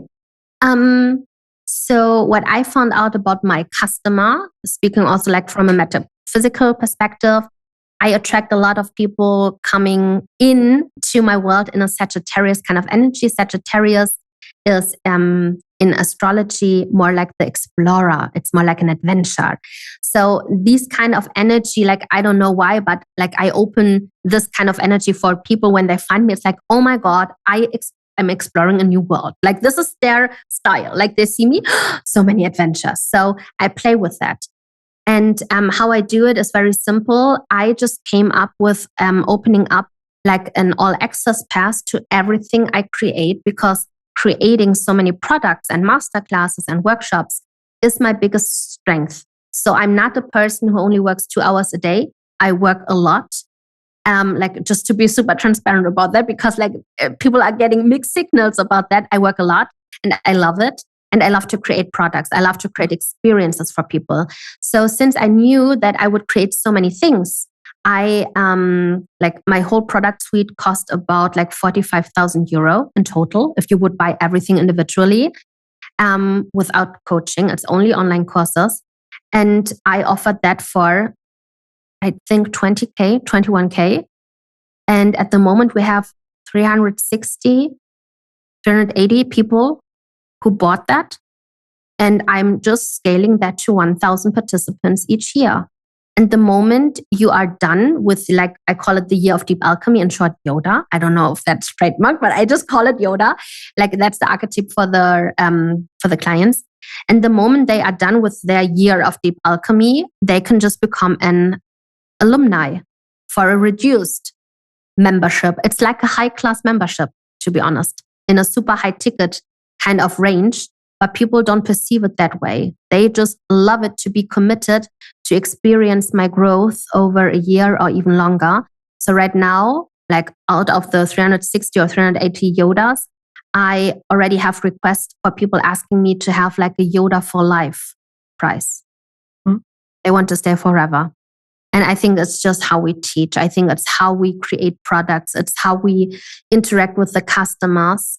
Like they would just love to stay for their whole life. They want Yoda for life. So I don't know how to create that yet, but I will first off start with Yoda alumni. And then like under this umbrella of Yoda, we have like, you can purchase everything individually, of course, all of the products, but that's it. Super simple. The interesting thing in here is that the fact that people are asking for life means the product NPS is so high. And a lot of that like happens, let's say, like, I think like before the person is sold, right? Like setting expectations, customer journey, all of that. So can you actually like really tactically walk through how someone would buy Yoda? Also just want to underscore the fact that, like, again, you're charging higher price, but you're not playing in the $50 game. So let's say I'm someone random on the internet. What is the process from start to like me buying a $21,000 product from you? Okay, here comes the fun thing. I don't know, because as you know, Sachit, like I didn't have a website for ages. Like every time you wanted to look for me or search for me on the internet, you wouldn't find nothing. Like, I don't know how people find me. I hope they will come through the podcast. I don't know, but it's like, I don't know. Like, I think most of that was referral. People were talking about us. And we made it really hard for people to become a customer, to be honest. Like they wouldn't find any information about our programs. It was just, oh my God, here's an Insta story. Like you can become Yoda now, book this workshop. So what I typically did, I just used workshops, like 3-day to 5-day. I was playing with different versions of it for a topic. Like the next one's coming up is called Money Intelligence.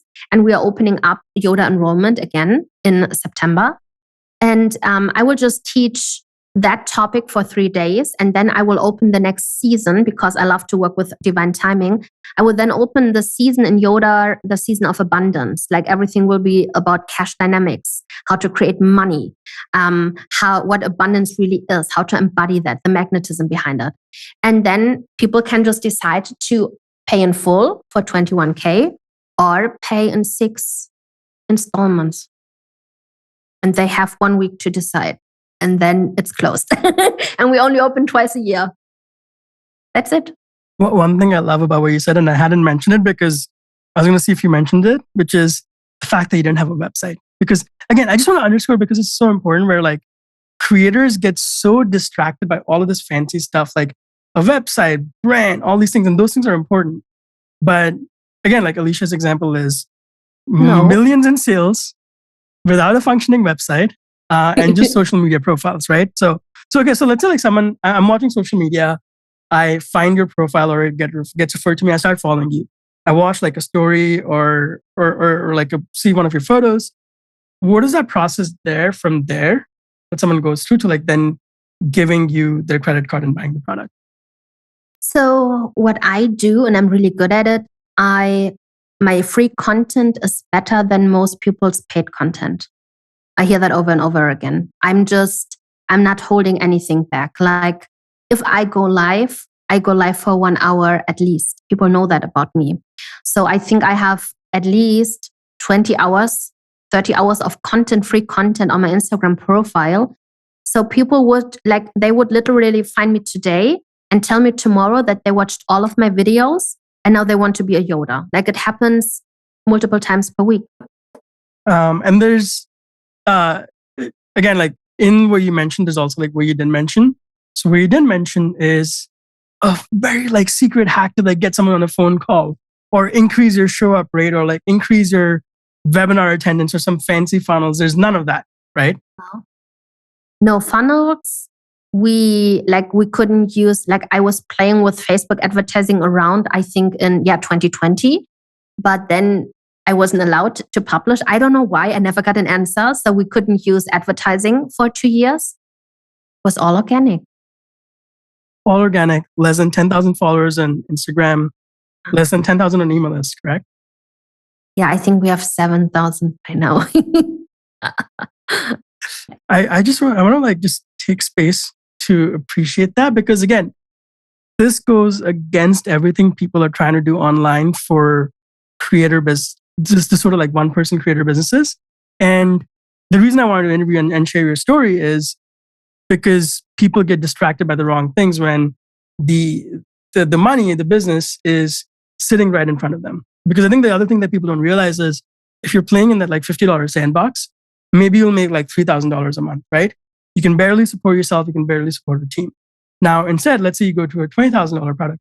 You sell one or two people, you're good. You can start building a team. You can start like reinvesting in business. And all of these decisions cascade that make your business better. So one of the things that you said in our research was people come to you asking about money, asking about like how to make money, what is money, all of these different things. What do most people misunderstand about money? I think most people don't understand that money is neutral, and like the amount of money you have is also your willingness to look at your money. Like, I think that is so misunderstood by many people. So money has a lot to do with also intimacy. Like, I think most people are not good in taking care of their money, but still they want more. But if I see like people, like how they even treat the money or how much time they spend with their money, like having a plan for their finances and so on. Like, I imagine money always to be like a person. So if money would show up at your door, like, can I come in? Am I welcome? Or are you ashamed because like I didn't announce my visit? And like what is your plan for me if I am money? Like, most people don't have it. So it's not only about generating money, it's also about the ability to hold money.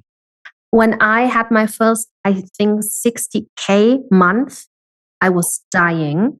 I was crying. I wanted my boyfriend to take the money away. I was asking him, I was begging him, can I transfer the money to your bank account? And he was like, are you crazy? I'm like, I just want it to be gone. I don't want it to sit on my bank account. I was freaking out because I felt as if there was some danger happening, as if like, what if I lose the money? Like, it was, my nervous system was breaking down. So this is what people don't understand. Like, what you anticipate or what you have stored in your memory about money plays out in your subconscious. Like, it's going to happen what you already think or expect is going to happen with the money. And if you're afraid of having a lot of money, guess what? You will not generate a lot.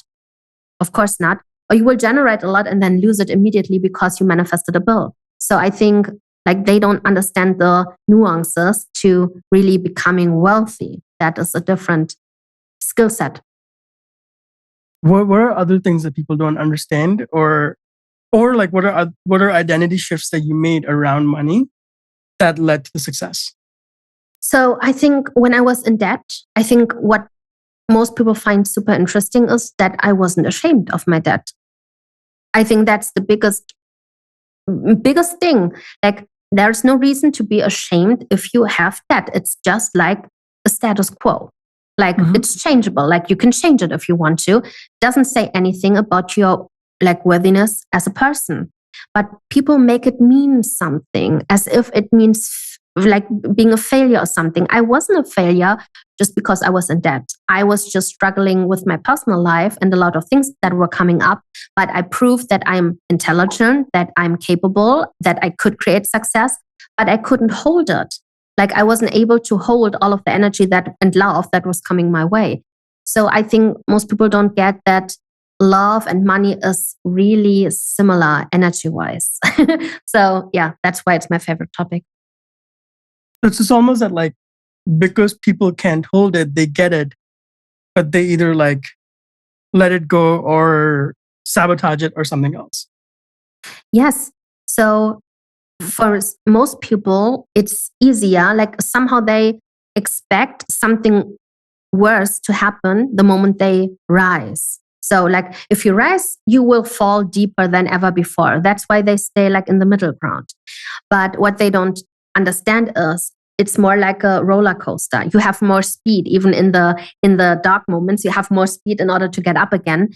So it's all about perspective on it. I think most people underestimate what they could create in a very short time frame. And I think they are not really clear on how much money they really need. So they are making up this illusion of, I need to become a millionaire. Like, nobody needs to become a millionaire. You choose to become it.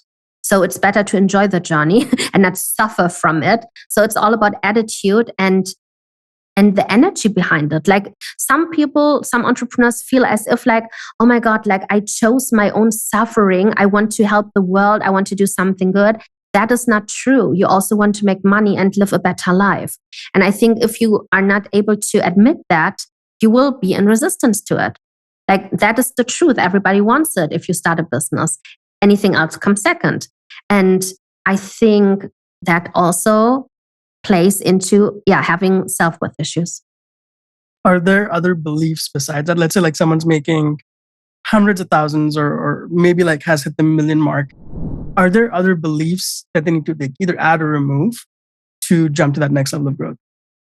Yes.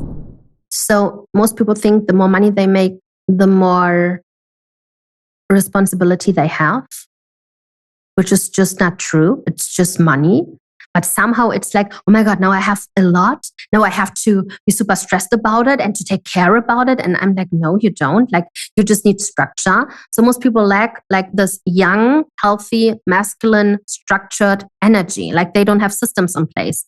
Like, of course, you have to develop some sort of financial intelligence. Like you cannot expect like only generating money through the business, like I said, and then thinking like I'm not financially free, even though I'm a self-made millionaire. Like if I would stop working, like my business wouldn't function at the moment because I'm the personal brand of the company. So if I want to be time-wise, I want to be free, I have to think ahead. I have to invest that money into different resources in order to create time. Freedom for myself. And I think most people, like, they don't think about the bigger picture. They just think about tomorrow, but not what it really needs in order to get there. And what they don't have are like things that generate money. They are so occupied with their own insecurities and fears that they just don't focus on one thing that's working. Just focus on the one thing that's working. And if it's working like a bridge, like if you imagine your client standing on the beach, and you are on an island and screaming to the people on the beach, like, come on over. And they say, there's no bridge. Like, how can I get there? Just build this one crappy bridge. The moment they can enter that, you can decide, oh, I want to make this bridge stronger to generate more, automated or whatever. Or I want to start over. I want another island. I want a different bridge. So I think this is why most people don't get there. Yeah, I think especially as creators, we're so good at like finding the one thing that makes money. And then we're like, this is working. Okay, cool. Like I'm going to go do something else completely over there, ignore this and not focus at this, right? So that idea of like focusing on that is so important. The other thing that's also interesting with creators is like, we're really great at generating money, but not at keeping money. So are there lessons you learned around that in terms of like generating versus keeping versus investing? Yes. Like I would feel as if somebody was coming after me the moment I had more money on my bank account over and over again. And that was so interesting because it was just my nervous system. It was like in my childhood, some stories, like when you look at the movies, like who is the bad guy typically? It's most of the time, it's the single man who is super rich. Like, you know, like he's a little bit, I don't know, dangerous, or planning something, like having a bad plan. I don't know why that is. But the poor people always are the ones who have like a super amazing family, have the friendships, but they will never get successful. So just a basic core concept we have in like movies and TV shows. And somehow I really felt undeserving of so much money. Like it felt the moment I got it, I was like, what should I do with the money? What should I do with it? What should I do with it? What do you do with 60K? What do you do with 500K? So the moment it was here, I was already making plans in order to spend the money. And most people do that because they cannot really strengthen the energetic container to just hold the money. Just let it be there without freaking out. But I was so nervous about the money. I was like, okay, I could buy a car. I could buy this. I could send money to the Philippines because that felt better, you know, doing something good, giving it to charity. And I did. But that also creates problems because I see it now very differently. I pay myself a salary, like every employee in my company, I get a salary. And then there is the money of the company that I am reinvesting into systems. So that changed the whole game for me. It's almost this idea of like separating your identity as a creator and a business, which is perfect because it segues into the next section, which is a lot of creators like have this almost like 50-50 version or of thing in the head, which is like creators think they're not good at business stuff, right? And like business people think they're not good at being creative. And so I'm always curious about, as someone who like has built a business as an entrepreneur, like where do you see yourself? And you said something really interesting. In our research, you said, everything I do, I see if it'll make money. I cannot turn that off, that filter of thinking if it will make money. So in this regard, I think as a business person, and I love this line, but I'm an unstoppable creative machine. Can you talk about that? Just like how you think about the business creator dichotomy. I think the two archetypes are not separate, to be honest. Like to me, they are linked. So when it comes to me, how I see business or creation, there is no business if there is no creativity. So the creator is the fuel in order to keep everything alive. And the business person for me is more thinking maybe ahead or structuring the creation in a very, how do I say, very abundant way, like how to use the creation of the creator in order to make more money. So the creation has to generate some money, like otherwise there is no sense for the creation, like in my opinion. And the business person just knows how to utilize that innovation from the creator. So this is my perspective on it. That's why I'm both. I love to create. Sometimes I'm really like unstoppable. Like we had a call earlier with my team. I was like, I have an idea. And they have to stop me because I have another idea. Like I'm really so excited like a child. And then we are writing everything down because I'm so in overflow of creating. And then I have to put on my like big girl panties like the business person. Okay, does it make sense? Or is this just for fun? And that's how I started to filter out what kind of creation is really like a smart investment of time and money. And when it comes to creation, there's all this advice around like rituals and habits. And I'm curious how you think about those. And like I'll ask this question, which is like, how do I become an unstoppable creative machine like you are? I think that the issue is the ideal client profile. Like, period. Mm-hmm. We think that the moment we know everything about our ideal client, that is somehow like the compass for our ideation process and creation process. And that is toxic because you will outgrow your clients. Like it happens to me every couple of months where I really have to go through a detox phase and even push some of my clients away through my social media content to show them like I'm going further, like that's the next chapter. And I think you're not ready, but some other people are. And I think the evolution is key, and just allowing yourself to start over inside your business, not destroying it like we do as a creator, burn it to the ground, start over because it's so fun. No, it's not. It's a waste of time. So what you can do is take every product you have and just do like a reinvention process, go through it again and just ask yourself, is this really the best way to explain this kind of topic? Am I missing something? Do I see it differently now? Like most creators will not allow themselves to change their minds. So you are allowed to have a different opinion 3 months later, like I did. Like it happened to me multiple times. I was teaching on a topic and half a year later I said like, oh my God, like I would never explain it in that way ever again. We have to reinvent the product. And I think this is where we can really thrive as creators if we just reframe our creation process. And when it comes to really coming up with new ideas, what I really love to do is I would create always like a matrix. like, and I would just come up with very funny combinations. So for example, when we think about business, there is this one line of bro marketing, funnels, analytics, KPIs. And on the other hand, there would be like the spiritual Bali goddess. You know what I mean? So that is like one axis. So another axis would be, what could it be? For example, one-on-one coaching with compared to group coaching, for example. So I could really look at the market that way and see, okay, the spiritual goddesses are doing a lot of group coaching. I'm not like a bro marketer, not at all. But maybe in the middle, somewhere like this. And I will position myself to offer like a new offer in the area of spirituality. for one-on-one coaching. So this is how I just look at the market without falling into this comparison trap by overanalyzing everything that is going on, but by finding the fun stuff for myself. So I'm just combining different kind of pairs. I want to reflect back and like make sure I understood this correctly. Mm-hmm. So when you're thinking about like, okay, like how do I become more creative? The first thing you're doing is you said like ideal client profile. And it's really interesting actually. Like Seth Godin has this question that like he asks us in like on like every project, which is like, who's it for? Right. So like you're thinking about the customer or the audience in mind. And then the other thing that you're doing is you're sort of like mapping out everything that's happening in the market. So let's say like bro marketing, spiritual goddess, like you said. And then you're finding how do I create like a counter positioning to those two things with the ideal client or the person in mind. Does that sound right?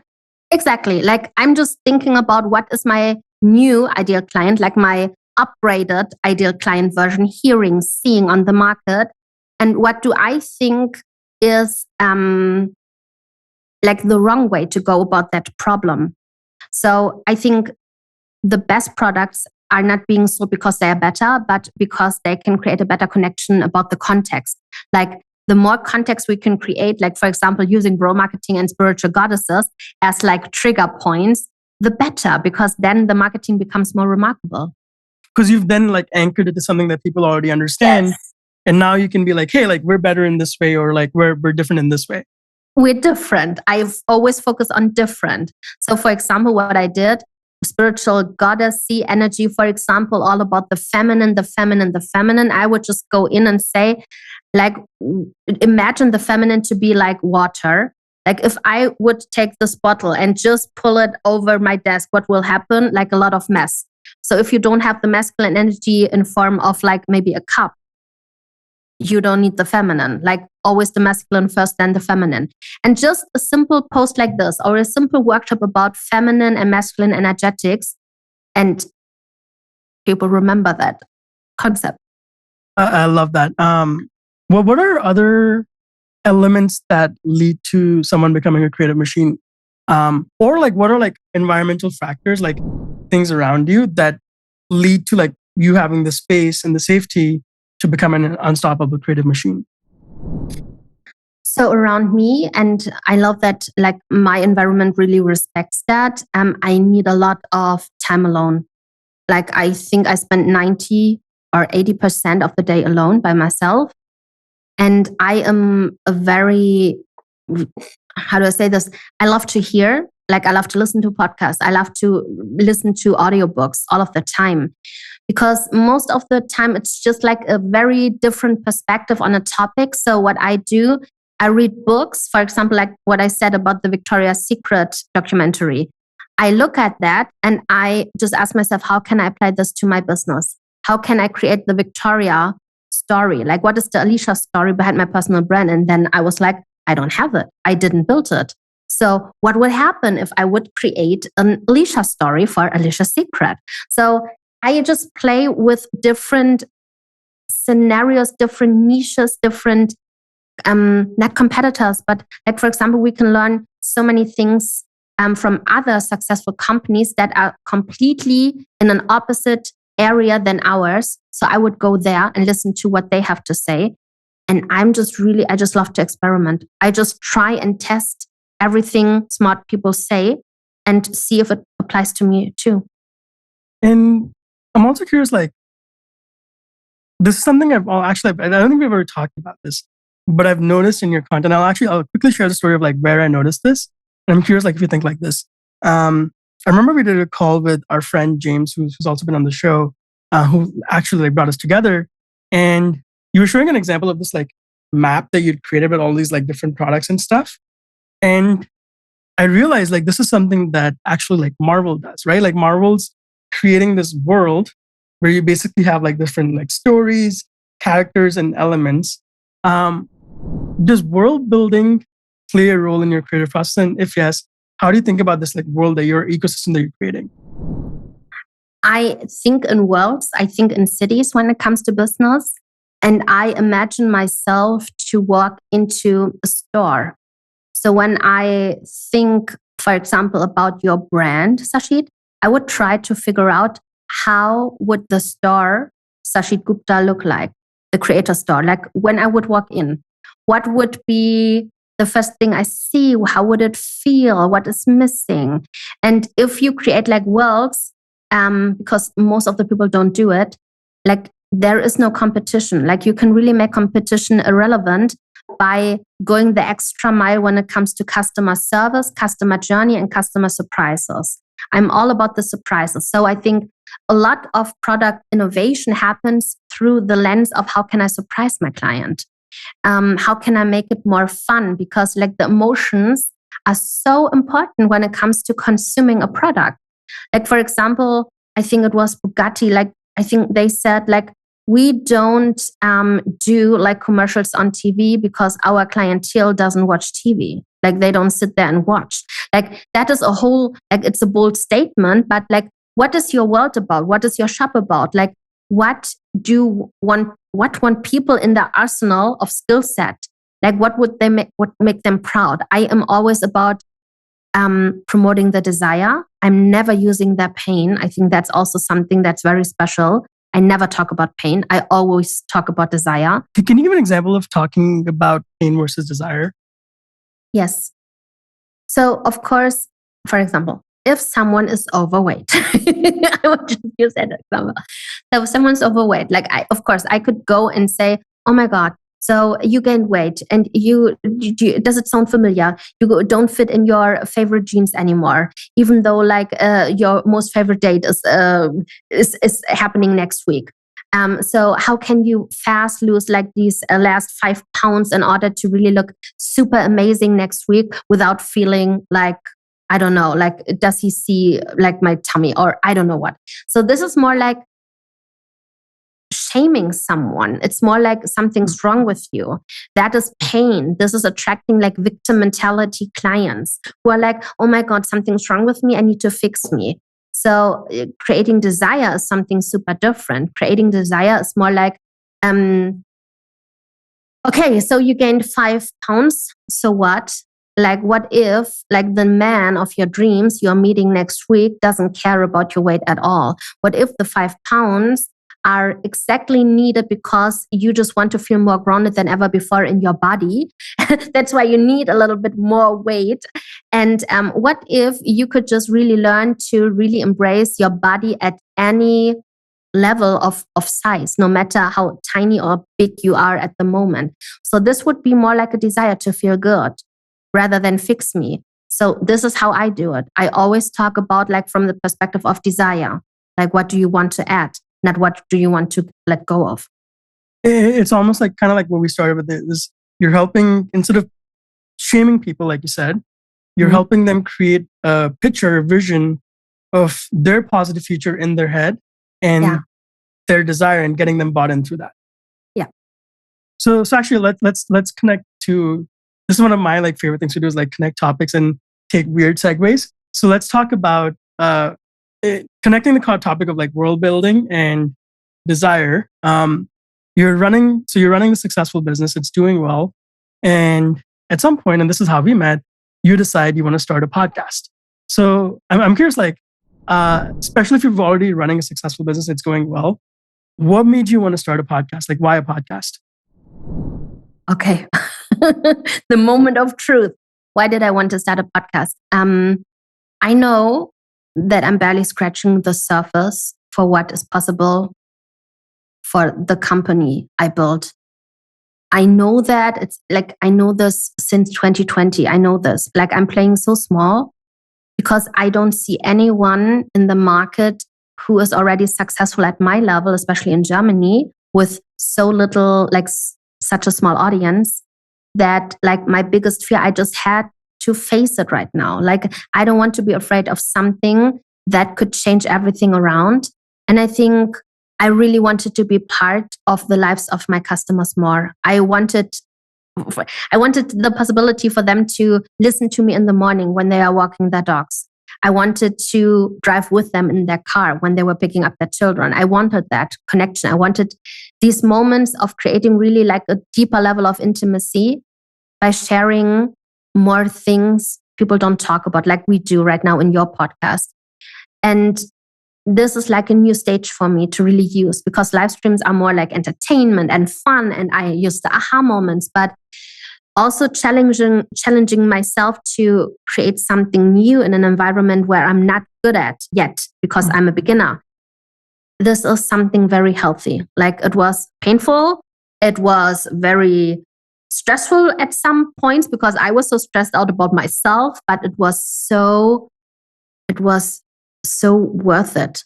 Like, going through that, I found so many new nuances about myself, things I wanted to hide, where I thought like this might not be good enough.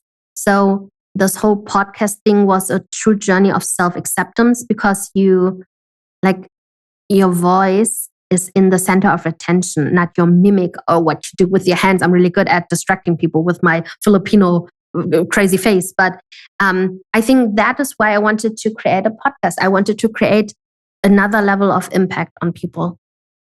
And I certainly like, I think we've already seen examples of the intimacy it's creating with your audience. And this is actually really cool because I've never interviewed a client like right after we've sort of like are coming to not the close, but like a milestone in the project, right? Where we are actually publishing the podcast today. I think people have this really interesting expectation where they think a podcast is you show up, you start recording, and boom, like it's easy, right? And we've certainly had like a really interesting journey from when we started to now to like creating the show and publishing it. Can you describe the journey and process from your side? Maybe in terms of like what were your expectations initially before we started? How are they different and how has that journey been? I have so many things I could talk about. Like, where is the problem? Like, let's just start a podcast, of course. And I just thought, okay, it's similar to live streaming. You just sit in front of a microphone and you just talk. And then, like, what's the deal?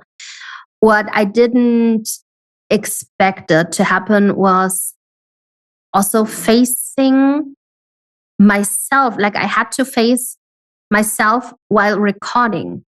So when I'm live, there are so many people watching. When you are on your own, because like mine is like more like a solo show, I don't have like guests. It's also a very intimate moment with yourself. Like, what do you really want people to listen to? What do you really want to talk about? Like, is this really it? Is this really the topic? Like, you get so selective. You get a little bit trapped in perfectionism, because it's also so much more vulnerable than going live on Instagram or Facebook. So that is my experience. And that was really overwhelming.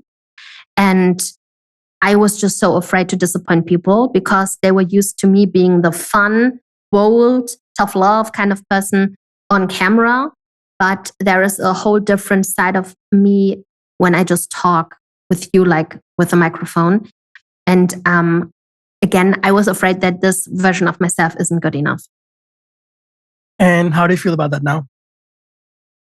I'm getting so much amazing feedback everywhere, like only good feedback, amazing feedback. Like, people are blown away. People are emotionally so touched by what we created with the first 4 or 6 episodes.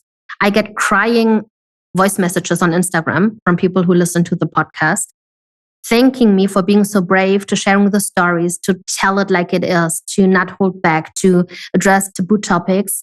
And I don't feel as if this version of myself is not good enough.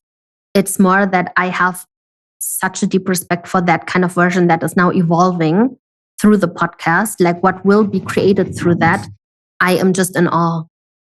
Well, if you could, let's say, like imagine 3 years out, in your ideal case, like what does that podcast look like? In 3 years from now, I would have guests also being interviewed on my show.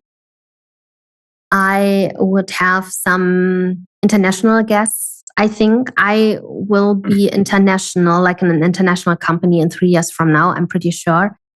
And I think that like that show will be something like a behind the scenes kind of extension of a TV show I'm dreaming of. And like also, I think my main, how do I say this? Like my main point to create connections with people. That is really like my goal.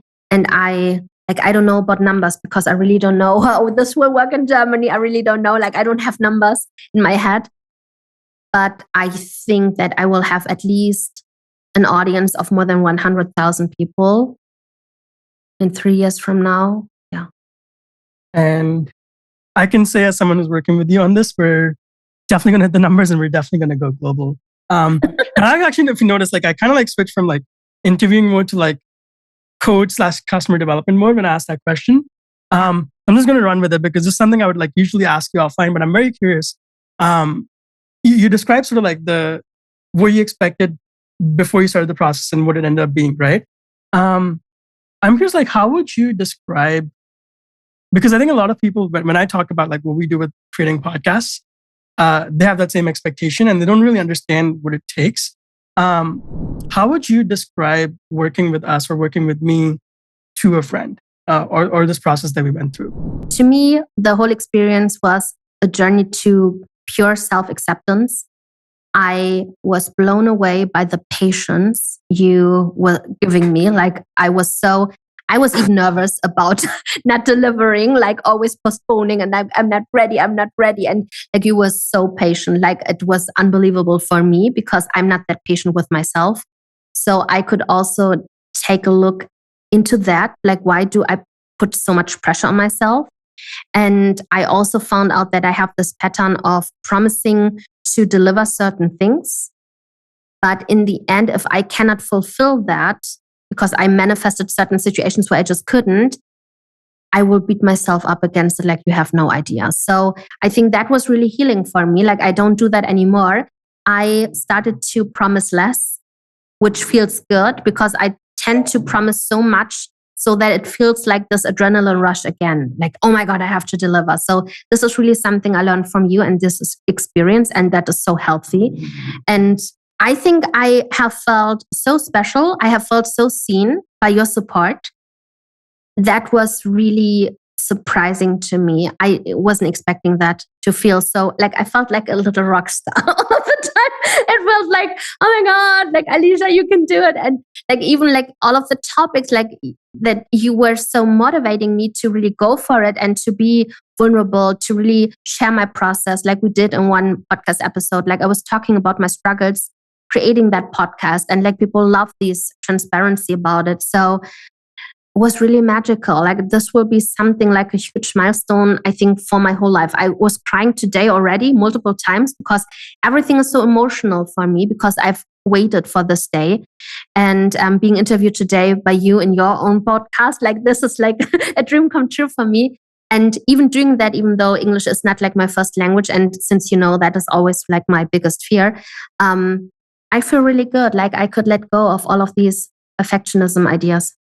Yeah, and I think the fact that you've done this in English is proof we can go global. I remember we were talking about, there was a time when you weren't trying to get to the point where you would feel comfortable recording, but you weren't able to. And I remember, I think I mentioned this to you, and I've actually thought about this like many times with other clients, which is especially when you come to podcasting as a medium from another medium where you've had success. The success means that you've earned the right, I think, to be indulgent in the process, to experiment, right? Because you have proof that you can take something from 0 to 1. So it's not a question of like, are you going to be able to do it or not? You're going to do it, which is where like the patience come from. Because like from the point when I started, like there was no question that you were going to do it. It was just, okay, how do we set up the right environment where you feel comfortable to do it? But then there's also the other side of it, which is even though you've earned the right, just because you've had success in another medium does not mean that like all the challenges that you get with like facing your own voice or facing your own self because of the nature of the medium, like you still have to go through that 0 to 10 episodes, 25 episodes journey. And for you, like one of the things that was this idea of becoming famous. So can you talk about what you felt about it before and how that changed for you in this process? Yeah, I think the whole concept about fame and my fear of people it didn't go well together. So yeah, that was my biggest fear. Somehow I had this, I don't know, vision in my head that it felt so different and a little bit uncontrollably to have a podcast. It felt as if, oh my God, a podcast can be listened to anywhere. And it felt magical and at the same time super dangerous at once. because I was like, I don't know who's listening to it. I don't know what they will think about me and all of the things, like maybe they will leave a bad review. And like all of these negative thoughts came up. And it was about like thinking about being recognized on the street really scared me. Thinking about that. Or if someone would ask me for like a signature or something like this, I would feel so awkward. Like that was my situation back then.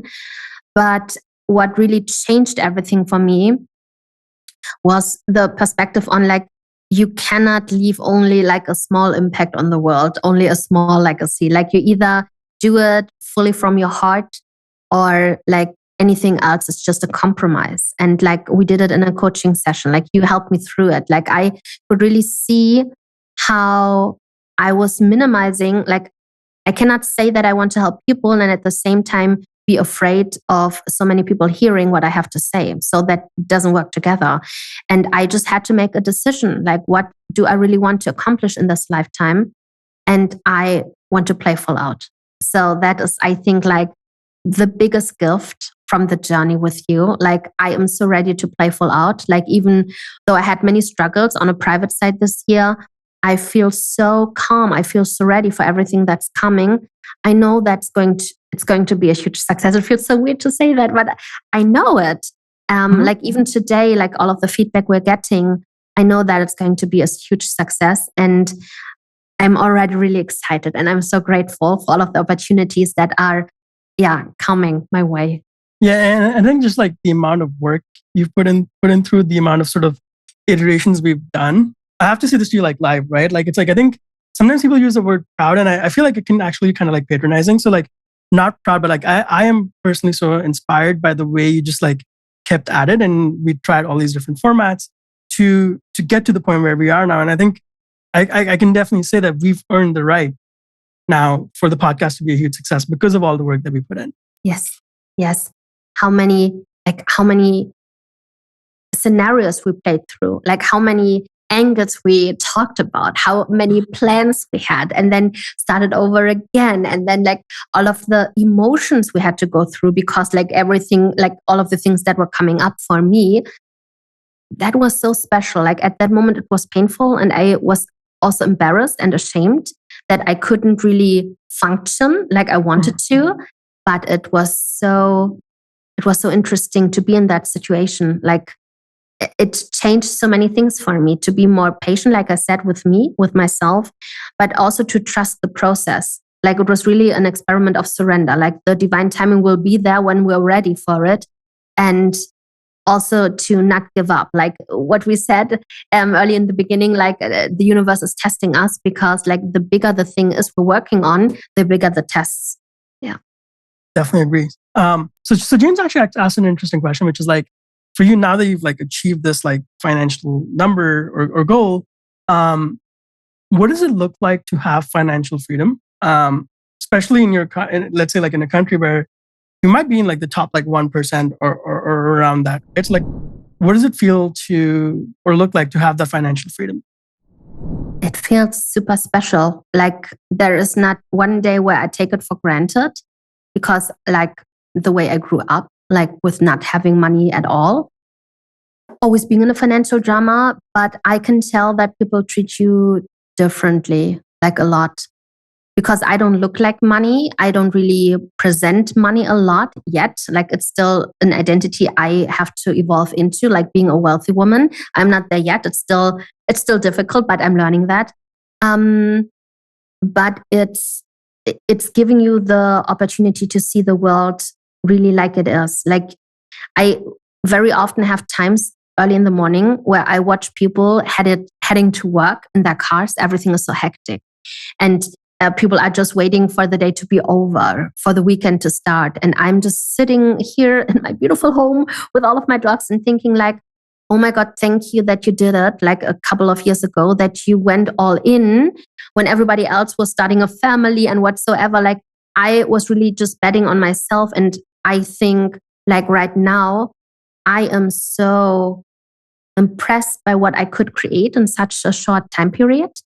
And at the same time, I know that, like I said, I'm barely scratching the surface. Like just imagine having the processes and systems in place like a real company does. Like, because sometimes it feels as if my company is a scam because you cannot find us online. But just imagine that. And I'm just dreaming bigger. And what helps me in order to overcome like the comfort zone of having so much money is just thinking also about my team, because every team member represents its own family, its own wishes, its own desires, and its own mission in life. And that's what I like. I don't take that lightly. I really want everyone to be super happy in my company. So I always reinvest in everything we are building. And I'm so excited to take so many people on this journey with me. Yeah, and I would definitely agree. I think we're probably like at the start of the beginning right now. Oh On the flip side, you basically achieve what like James calls like 1000x growth, right? In a couple of years. And it would be really easy to assume that like everything is perfect because of that. But it also like, I think like everything, there's like positive consequences and like negative consequences. So how has that growth affected your life, like personal or business? And James asked this question, which was like, is it worth it? Yeah, it is worth it because it's a painful journey, I have to tell. And I lost so many things I wasn't expecting to be lost along the way.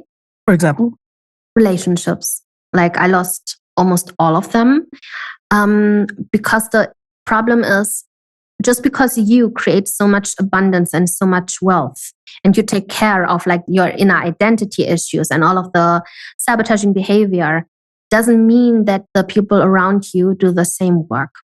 And when you're an entrepreneur, like you are in a personal development loop, like on steroids, like you cannot grow a business without growing yourself. It's not possible. It goes hand in hand.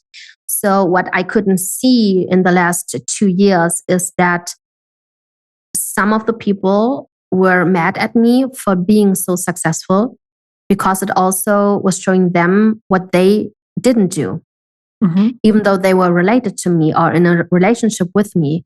And that's why sometimes people cannot stay in relationship to you because it's just too painful for them. And I wasn't expecting to have like these lonely times again. I wasn't, I think that is the only thing I think that was painful, but also it's really good because now there's room for the people who love to develop themselves too. And I don't have to shrink in order to fit in. I love this idea of like not shrinking in order to fit in. As you think about your, let's say like next level of growth now, is there any fear or anything around that? Or is it more just do you feel fully positive about it? I think the level of wealth I will create next is nothing compared to what I did already. I know that I can create a 9-figure company easily. Like I see that happening. Don't ask me why. And I like the whole lifestyle will be upgraded to a very different level. And I think there will be also like a level of discomfort again for me, like it was with this level. But I think I'm more aware now. I'm more prepared. Like I have different boundaries right now. And I worked so much on my self-worth issues I had so many years that I don't take it that personal anymore. It's more like, it's okay like it is. Like only the things that are not relevant to me anymore will fall apart. And so I'm not afraid. I love the I'm not afraid part. Seriously, I love that because I know like the growth that like we're going to see.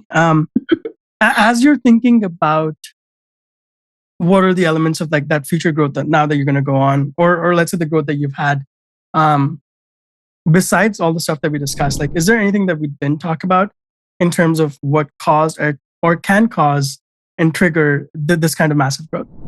I think it's just like a compound effect that will start to take place because like we discussed, like there is not a clear path how people find me. It's more like I attracted a lot of people with my energy. I manifested a lot of people, but like just imagine combining a clear structure with no confusion and like me being very magnetic in my social media content, like that will be just like, that will be an explosion itself.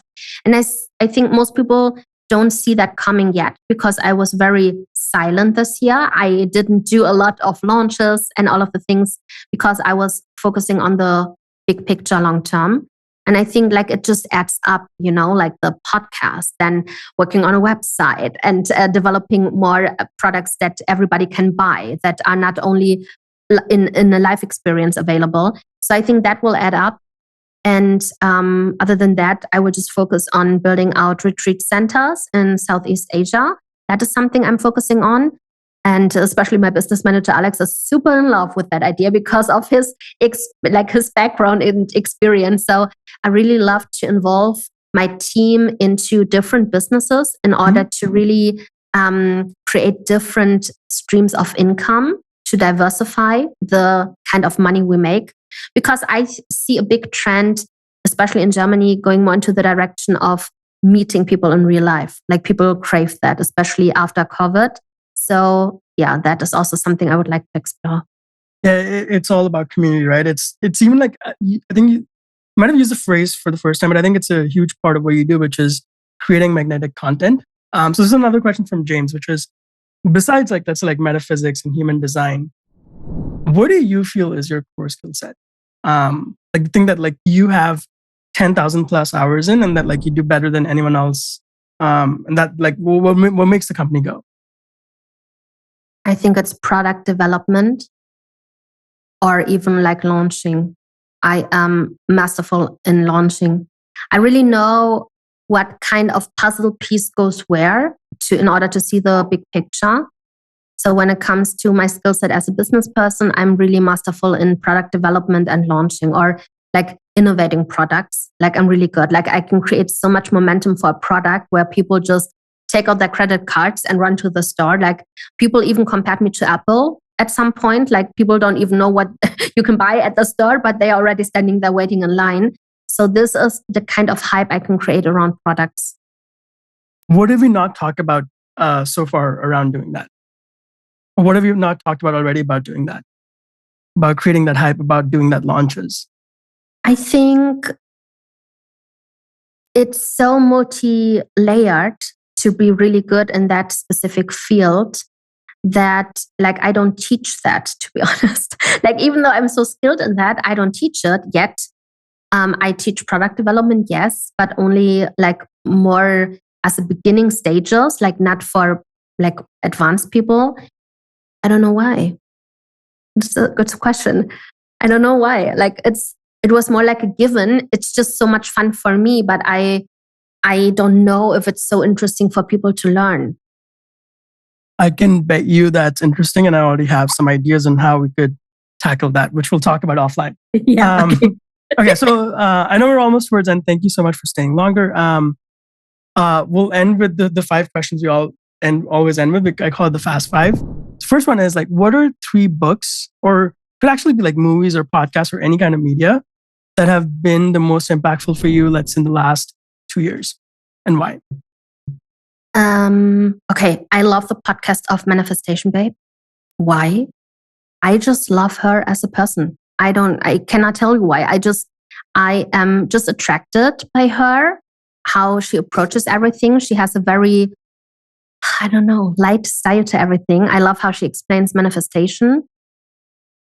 And it feels like, it's my kind of Sex in the City listening to her podcast, like it's like meeting a friend, like a secret friend, and talk about all of the taboo woo-woo kind of topics. That's, I think, why I love her podcast so much.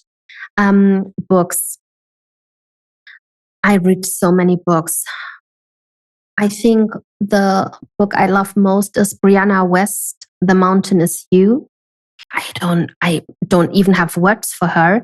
She is so talented in expressing what's going on inside of us through words. It's like poetry combined with personal development, combined with spirituality. It's so magnetic. Like I could read that for hours. It's just so, it's very comforting. And, oh my God. Like my whole library is open in my head right now. There are so many. Or a movie. Like my most favorite movie in the world is, I don't know it in English. Oh, in German, it's called Das Streben nach Glück. It's a movie with Will Smith, The Pursuit of Happiness. Mhm. Yeah, I really love that movie. Yeah, that's a great movie. And I definitely love, I've read The Mountain Is You, another +1 for that book. Amazing book. It's amazing. What's one piece of wisdom that changed the game for you? I think the most profound thing, super simple, but I am not my business. Like, this concept changed everything for me. I'm not my business. I'm in relationship with my business, and my business has to support also my needs as the creator and the business person. That changed everything for me, because when you start out, everybody tells you like, just imagine your ideal client to be a former version of yourself, and it's just not true. Because if they were like you, why would they need you? Like, it's just very simple like that. Why would they need you if they are like you? Like, you found it out yourself. Like, no, that's not true. And also, like, this concept of like energies in a business, like your business has needs, like in every relationship, and you just have to be really honest about the give and take ratio between your business and yourself. You cannot always take out of the business without investing back into it. It's so interesting. It's like, I think like one of those things where people just accept that it's true, but like maybe it's not, right? Mm-hmm. Like creating that separation, like what's that phrase? Like, how you do one thing is how you do everything. Yes. And then someone gave me a great example of like why this isn't true, because they're like, well, let's say you love your mom and your wife. Are you going to love them the same way? It's like, no. And so people just accept these things. I love that one. Next question is, so for all of us, like whenever, especially when we're getting started, there's always like people who give us a start or like believe in us before we believed in ourselves and all of those things, right? That like we're always grateful for. So if you could give credit or thanks to one person in your life that you don't give enough credit to, or maybe someone you've never thought to thank, who would that be? That would be my former coach, Zion Kim, who helped me through all of the messy situations back in 2020, especially, and also in 2021. I am beyond grateful for what he did for me, because he was really training me in the area of quantum leaping. Like, we were going back and forth, back and forth, back and forth.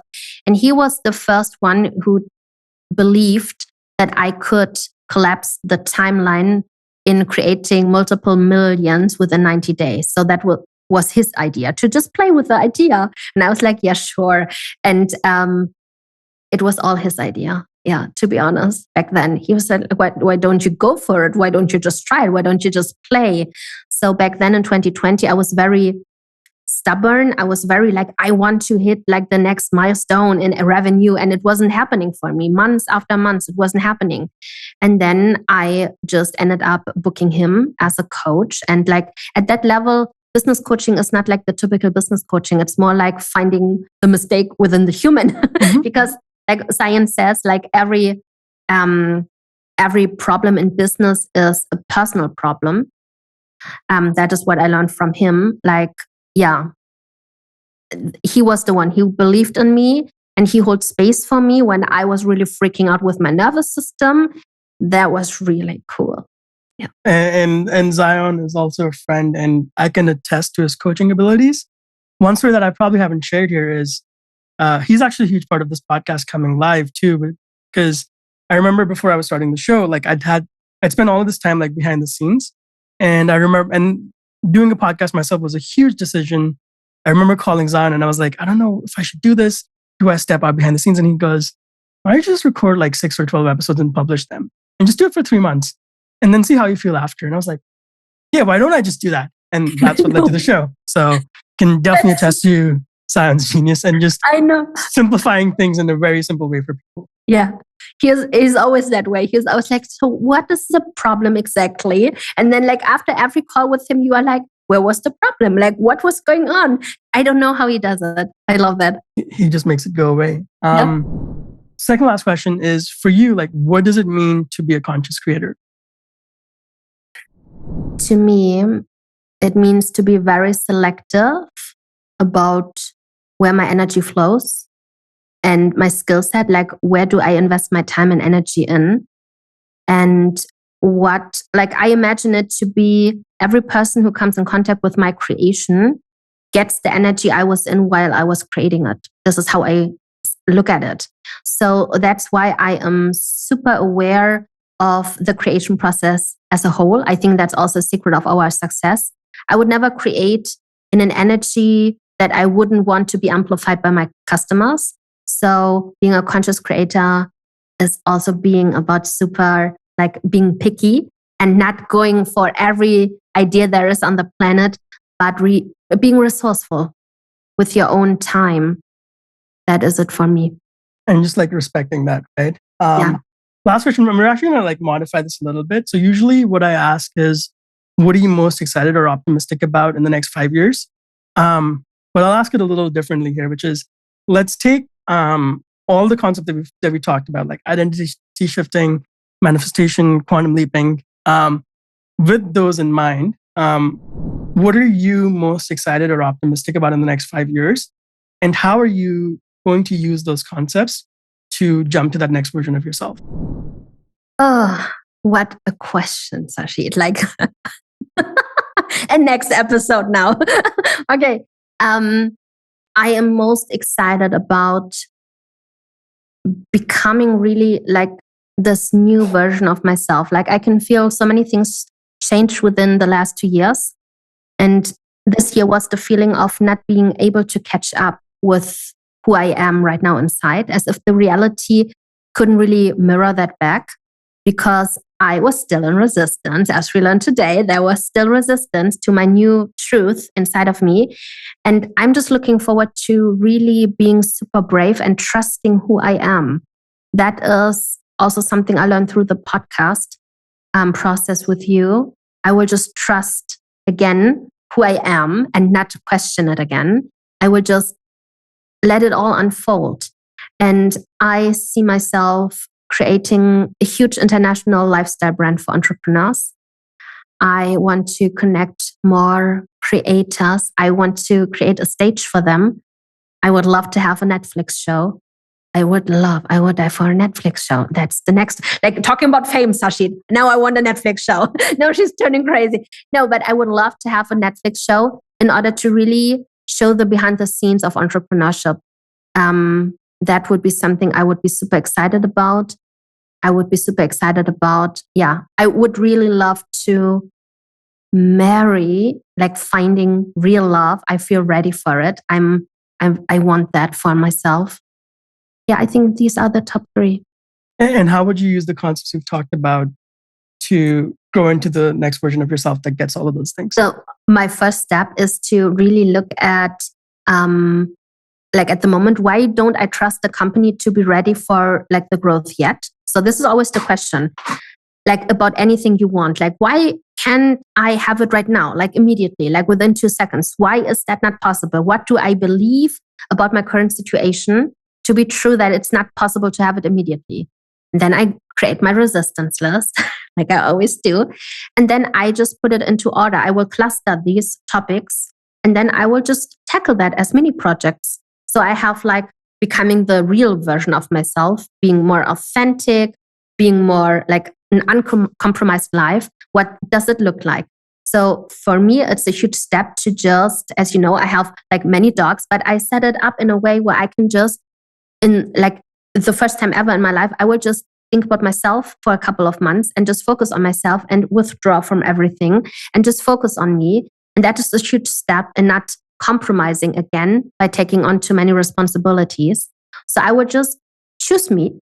And then I will develop something very new inside the business. I already have multiple ideas. It's already boiling, you know, like especially after this podcast episode, I have so many ideas.